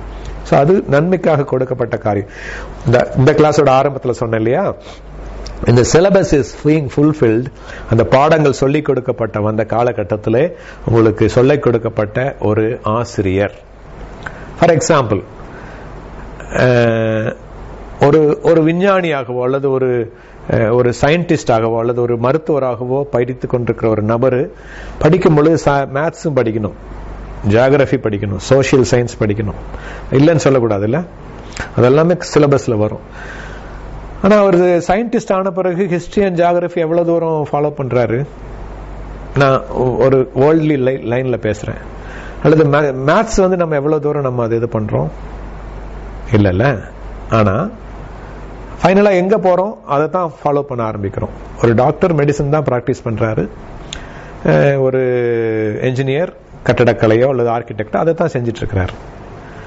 இதுதான் அந்த நியாயப்பிரமாணத்தோட காரியம். நான் சொன்ன மாதிரி அது ஒரு உபாத்தியாயர். கலாத்தியர் 3:19 வரைக்கும் 27 வரைக்கும் வாசிச்சீங்கன்னா அது ஒரு உபாத்தியாயர், நம்மை கிறிஸ்துவுக்குள்ளாய் நடத்துகிற உபாத்தியாயர் இருக்கும். அது ஒரு பிரமாணம். அடுத்தது பாவ பிரமாணம், தென் ஜீவ பிரமாணம், ஆவியின் பிரமாணம். இதெல்லாம் குறித்து நம்ம அடுத்த வாரத்தில் பார்க்கலாம். இந்த வாரத்தை இதை குறித்து தியானியுங்கள். முடிந்தவர்கள் அந்த லிங்க் வேணா நான் அனுப்ப சொல்றேன். அதுல இருந்து அந்த ஆடியோவை நீங்க கேளுங்க. நியூ பர்த் பத்தி இருக்கும், புதிய பிறப்பை குறித்ததான ஒரு ஆடியோ மெசேஜ் இருக்கு. அதை கேட்பீர்கள் என்றால் அடுத்த வாரம் நம்ம இதை படிக்கும் பொழுது ஈஸியாக புரிந்து கொள்ள ஏதுவாக இருக்கும். கர்த்தர் உங்களை ஆசீர்வதிப்பாராக. கர்த்தருக்குள் பலப்படுவீர்களாக. கர்த்தரிலும் அவருடைய சத்துவத்தின் வல்லமையிலும் கடைசியாக சகோதரரே சகோதரிகளே பலப்படுங்கள். அருமையான போதகர் நம்மை ஜெபத்துக்குள்ளாக வழி நடத்தி இந்த ஜெப கூட்டத்தை நம்ம முடிக்கலாம், வேத பாடத்தை முடிக்கலாம். சரி, அப்ப நம்ம ஜெபிக்கலாமா? கர்த்தருடைய நாமத்துக்கு மகிமை உண்டாகட்டும். இம்மட்டுமாய் கர்த்தர் நம்மோடு கூட இருந்து வழி நடத்தி வருகிறார். ஹல்லேலூயா.